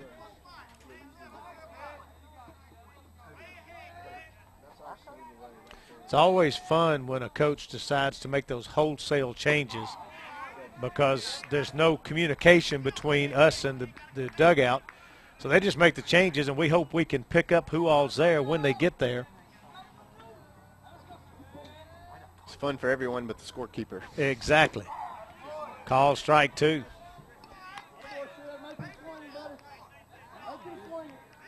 I'm being told by our producer that we'll have a phone to the dugout by the next game here at Pirate Park, which will be Saturday. 3-2 pitch in for a call strike. Justin Shedd comes in, picks up his second strikeout of the evening. Now batting for the Falcons, number 9, Isaiah Fleming. Isaiah Fleming steps in with 2 outs and a runner at first base in Mays. Pitch misses high and away for a ball. 1 ball, no strikes to count. Fleming's first plate appearance this evening, he came in for Joshua Mason. Back in the bottom of the 3rd, Mason took a line drive off of his right ankle.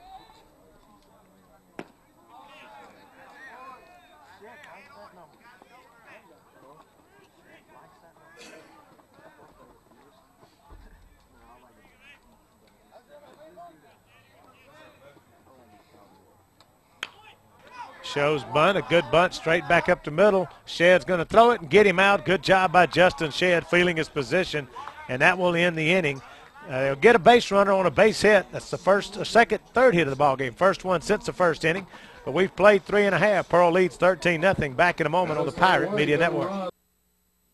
Serving Mississippi since 1967, Mississippi Bonding Company is prepared to help in your time of need. Our agents are the quickest, most efficient, and most educated bail bonds agents in the area. We use state-of-the-art computer equipment and services to process all applications, credit cards, and deliver the necessary documents to get your friends and family released as quickly as possible. All jails, all courts, statewide and nationwide service, 24 hours a day, 365 days a year. In trouble? Call Mississippi Bonding Company right now and let our professional agents help. DeSalvo's is a fun place where friends become family. DeSalvo's, delicious Italian food. DeSalvo's Ristorante Italiano. Try DeSalvo's for dinner tonight. With portions so big, you'll be eating DeSalvo's again for lunch tomorrow. You'll never go hungry at DeSalvo's. DeSalvo's, Highway 80 East at College Crossing in Pearl. DeSalvo's Ristorante Italiano. Delicious Italian food.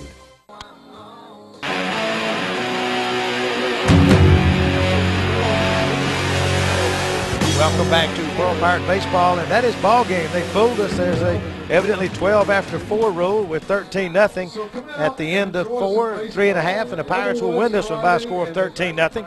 For the Pirates, 13 runs on 9 hits and 1 error. The Falcons, no runs on 3 hits and 6 errors. Again, your final score: Pearl 13, Wingfield 0. I'm going to make my way down to the field, get a word with head coach Justin Groh. We're going to also try to grab Zach Prince and Cameron Gatlin. And then Brian will join you back up in the booth and give you some stats. Back in a moment on the Pirate Media Network. Pearl Stamp and Sign is now Sign Mart. Our name has changed, but not our great service. For over 20 years, we have been your #1 hometown retailer in custom stamps, signage, and marketing products. Now we are growing and want to take you with us. Whether you have an event, starting a new business, or wish to expand your existing business, Sign Mart is committed to helping you meet your design and marketing needs. Come see the friendly staff at Sign Mart on Pearson Road in Pearl and make your mark in the business world. Serving Mississippi since 1967, Mississippi Bonding Company is prepared to help in your time of need. Our agents are the quickest, most efficient, and most educated bail bonds agents in the area. We use state-of-the-art computer equipment and services to process all applications, credit cards, and deliver the necessary documents to get your friends and family released as quickly as possible. All jails, all courts, statewide and nationwide service, 24 hours a day, 365 days a year. In trouble? Call Mississippi Bonding Company right now and let our professional agents help. Harvey's Fish Hut is located on the corner of Airport Road and Old Whitfield Road in Pearl, Mississippi. Harvey's prides itself on having the best fried catfish in the metro area, as well as tasty pan trout. Harvey's Fish Hut only serves quality Mississippi farm-raised catfish. Dine-in or carry-out, Harvey's Fish Hut is always served hot and fresh, open Monday through Saturday for both lunch and dinner. So stop by and see Willie Harvey at Harvey's Fish Hut on the corner of Airport Road and Old Whitfield Road, or call to place your order at 601-939-6262. 601-939-6262. Prince, get Gatlin and y'all hang over right, just wait right there on me. Welcome back to Pearl Pirate Baseball here on the Pirate Media Network. We kind of got fooled on that. I guess there's a 12 after 4 that I wasn't aware of. I thought it was 10 after 5. But anyway, win that they wanted. First 1-0 in region play, Coach. What do you take away from a game like tonight? We saw some good things, and we saw a lot of things that we need to get better with. We're still playing against our opponent instead of playing the game the way it's supposed to be played. And if we can take anything away from that, I mean, that's what we got to take away. We got to compete against ourselves every pitch. And when we do that, we look pretty good. Coach, one of the things I made an observation tonight when we were up 10-0 before we scored those last 3 runs, we had 2 runs from our first 4 in the order. We had 8 runs from 5, 6, 7, and 8 in the order. The number 9 hitter had 2 base hits. He hadn't scored, but he had 2 hits. So you had 8 runs out of the bottom of the order, 2 runs out of the top of the order. Any thoughts on that? I think the guys at the top right now are pressing because we put so much emphasis on, putting pressure on other teams. So they're pressing at the plate, doing what they can to get on because they know what we can do when we get on. So I believe that's what it is. We'll play this same team again Friday night at Wingfield Park. As you work tonight, I know you want to see some arms throw tonight. You're going to do some more practice here.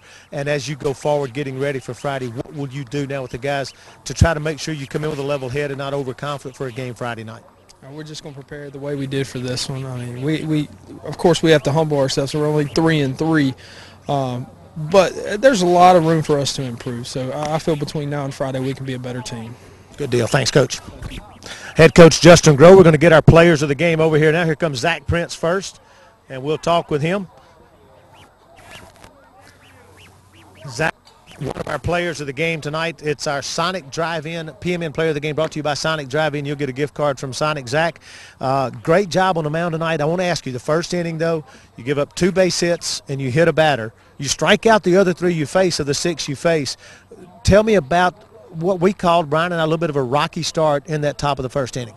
Yeah, I was just rushing, man. I came out there thinking, they wasn't good, I guess. I just rushed and everything and went throwing strikes like I was. And then after that, I calmed down and started throwing strikes because Coach Groh came out there and got on to me.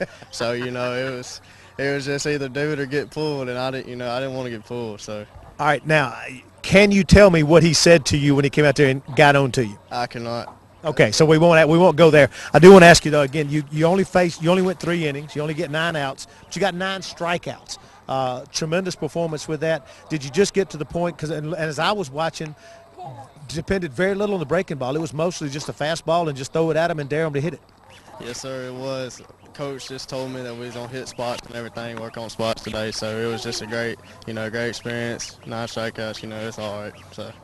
Good deal, Zach. Our Sonic Drive PMN Player of the Game, brought to you by Sonic Drive-In. Congratulations. Good job with that, and I'll get you that card. And now Cameron Gatlin going to come over here and join me in our post-game show here on the Pirate Media Network. Cameron, you are the only Pearl Pirate with a home run in the 2013 season. If we had told you that in January, that we would be in March and you'd be the only Pirate with a home run, what would you have said? I would have told you you're probably crazy because usually just a single hitter and try to drive the ball at the middle right side. I never think I would carry one out, so I would probably tell you that I wouldn't hit one. Well, of course, that's an inside-the-park home run, but it was a clean one. The right fielder misplayed it a little bit, but you hit it hard enough, goes all the way to the wall. When you rounded first, of course, in that play, you're seeing the ball as you're heading to first base. When you rounded first, knew the ball was going to the fence, you knew you were going to second, possibly to third. Did you realize Coach Groh was going to send you all the way to the plate? Well, I realized after I got to second that I was definitely going to get 3, but once he was rounding me at 4, I was thinking, man, is he really going to send me? So I was just reading him, so I just kept on running, and I was determined to score once he just sent me, so I just thought that would be pretty awesome to get an inside-the-park home run, so I'd like to score. Well, just remember now when you go in the dugout, go in the locker room, remember, I look at the home run column for the stats for the Pearl Pirates for 2013. There's only one name there, and it's Cameron Gatlin. So great job, good game tonight. You are our Alumni House player of the game. You'll get an Alumni House gift card. I've got those. Actually, I got to pick them up tomorrow, so I'll get it to you either tomorrow or Thursday and bring it by here and give you that. So congratulations, Cameron. Good job. Quick thing, 1-0 in region play, going for 9. How do we feel right now? I think we feel pretty good, coming against Wingfield just to boost up our wins. So we should definitely be confident going into every game and hopefully coming out 9-0. Good deal. All right, Cameron Gatlin, our PMN Player of the Game, brought to you by Alumni House. Thanks a lot. Congratulations. Good game. All right, Pirates, a big win tonight. As Coach Gross said, we've got to humble ourselves, though. Yeah, 13-0 through 3.5 innings. It's a game that we're supposed to win, but we can't take anything for granted. We see a team tonight that was struggling a little bit. We got some opportunities. We took advantage of them. We ran the bases extremely hard and forced them into some more mistakes. But we got to be careful. We can't go in overconfident Friday night. We got to be ready for Saturday to play Gulf Coast next week. There's a lot of things coming up for Pearl Pirate baseball. Got to keep working hard. You see Coach Grow tonight, 13-0 victory. And he's got the players out here on the field getting ready to practice, getting ready to see some more pitching, do some inter-squad, because he doesn't want the team to get an early night off when you've got a great night like tonight. Pirates win 13-0. We're going to take a break. When we come back, I'll go up to the booth. Bryant May will be there. He'll give you some stats for this game. I'll rejoin him. We'll wrap up this game and look forward for Pearl Pirate baseball. You're watching here tonight on the Pirate Media Network. The Mississippi Braves. Mississippi Braves 2013 baseball season is right around the corner. Don't miss all the excitement and action when the regular season begins on Thursday, April 4th. There's still some great seat locations for season tickets for all 70 home games or other ticket packages. Call the Trustmark Park box office at 888-BRAVES-4 or stop by the ballpark box office and reserve your season tickets, ticket packages, or individual game tickets right away. Opening night, April 4th, sponsored by the Mississippi Army National Guard. Making every game fun.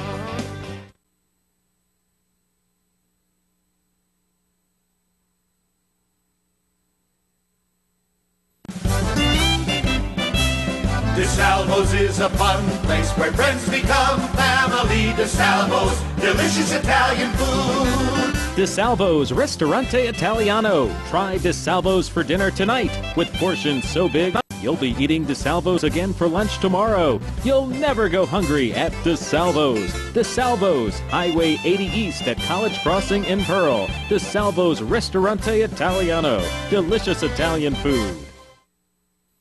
Serving Mississippi since 1967, Mississippi Bonding Company is prepared to help in your time of need. Our agents are the quickest, most efficient, and most educated bail bonds agents in the area. We use state-of-the-art computer equipment and services to process all applications, credit cards, and deliver the necessary documents to get your friends and family released as quickly as possible. All jails, all courts, statewide and nationwide service, 24 hours a day, 365 days a year. In trouble? Call Mississippi Bonding Company right now and let our professional agents help. In times of joy, in moments of grief, we are there. When the world looks for truth, broadcasters come through, even when all else fails. Today, with more ways than ever to experience the moments that transform our lives, Americans still choose broadcast television and radio more than all other media combined. We are the local broadcasters of radio and television.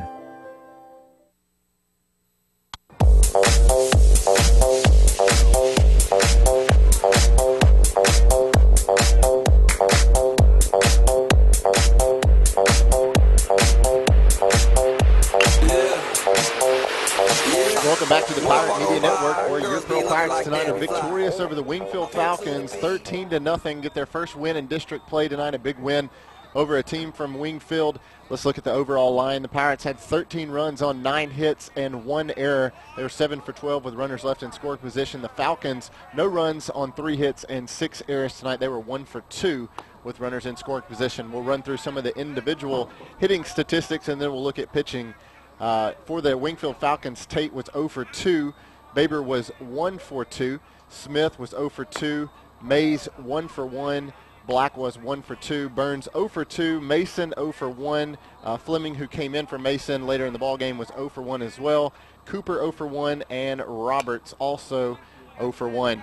Black's pitching statistics, we'll get to those here in just a second. Let's look at the Pearl Pirates and their hitting tonight, as there's a number of players that came to the plate for the Pirates. Alex Hutton was 1 for 3 tonight with 1 RBI.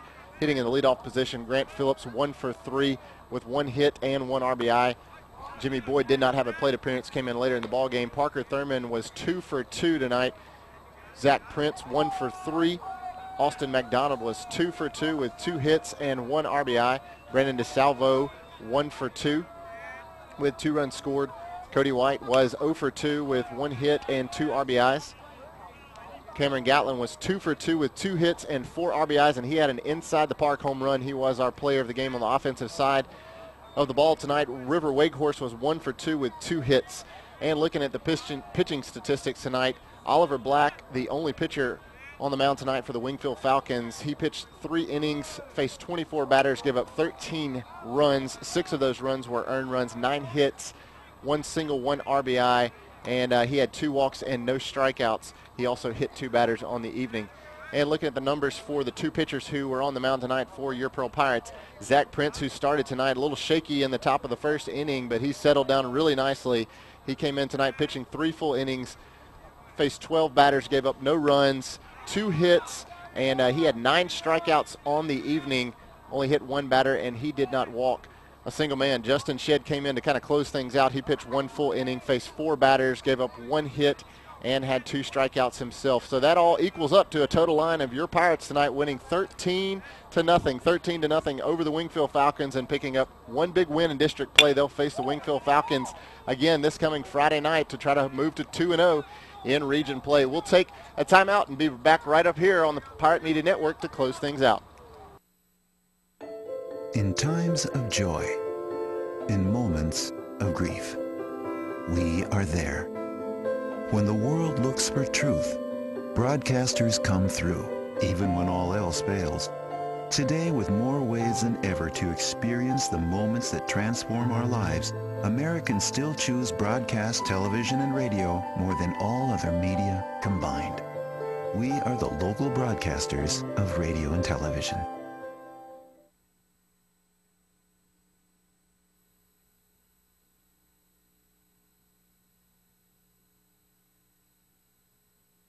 Girl, look at that body. Girl, look at that body. Girl, look at that body. I work out. Girl, look at that body. Welcome back to Pearl Pirates Baseball here on the Pirate Media Network. A short night tonight for the Pirates. 1 hour, 16 minutes time of the game as they make quick work of the Wingfield Falcons in the first game in region play here for 2013. It was no runs, 3 hits, 6 errors, 4 men left on base for the Falcons. 13 runs, 9 hits, 1 error, 2 runners left on base for the Pirates. The Falcons were 1 for 2 with runners in scoring position, but they were unable to get that runner to the plate. The Pirates tonight 7 of 12 with runners in scoring position.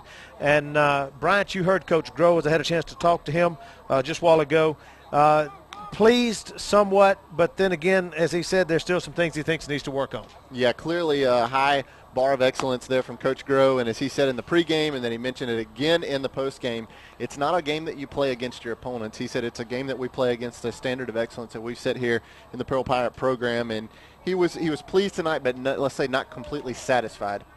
Absolutely. Of course, a brand new head coach this year, him and Coach Lyle coming in with a whole new standard of excellence, as you mentioned, and the players are buying into that. They're buying into the program that they wanted to put together, the team they want to put together, and it's not about settling for anything. If regardless of what you do, the other night, Grant Phillips hit a double down the left field line, but it was a pitch up in his eyes that he shouldn't have even swung at. Coach Groh, while he was glad to see the double, was upset with Grant for even swinging at the ball, because it's a pitch he's not supposed to swing at. You'll end up getting hurt more often than not swinging at that type pitch. And that's what I like about what he's bringing to this team, is it's not about settling for anything. And I think last year we saw some of that, the last couple of years. And he's trying to bring a different level of expectation to this team. Hey, you win a game 13-0, you ought to be celebrating in the locker room right now, having a good time, eating some pizza. And that's not what he's doing. These guys are out here practicing because he knows that the team we beat tonight 13-0 is not the level of competition we need to be playing to. We need to be playing up, because we're going to have to face Brookhaven and Macomb. We're going to have to face the teams we're going to face in Gulf Shores in the tournament next week, and to move on and to make this team a better team, and that's what he's trying to do.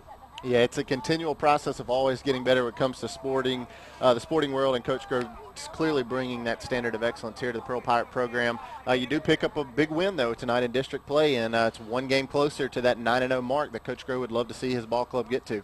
I do want to give a quick shout-out, by the way.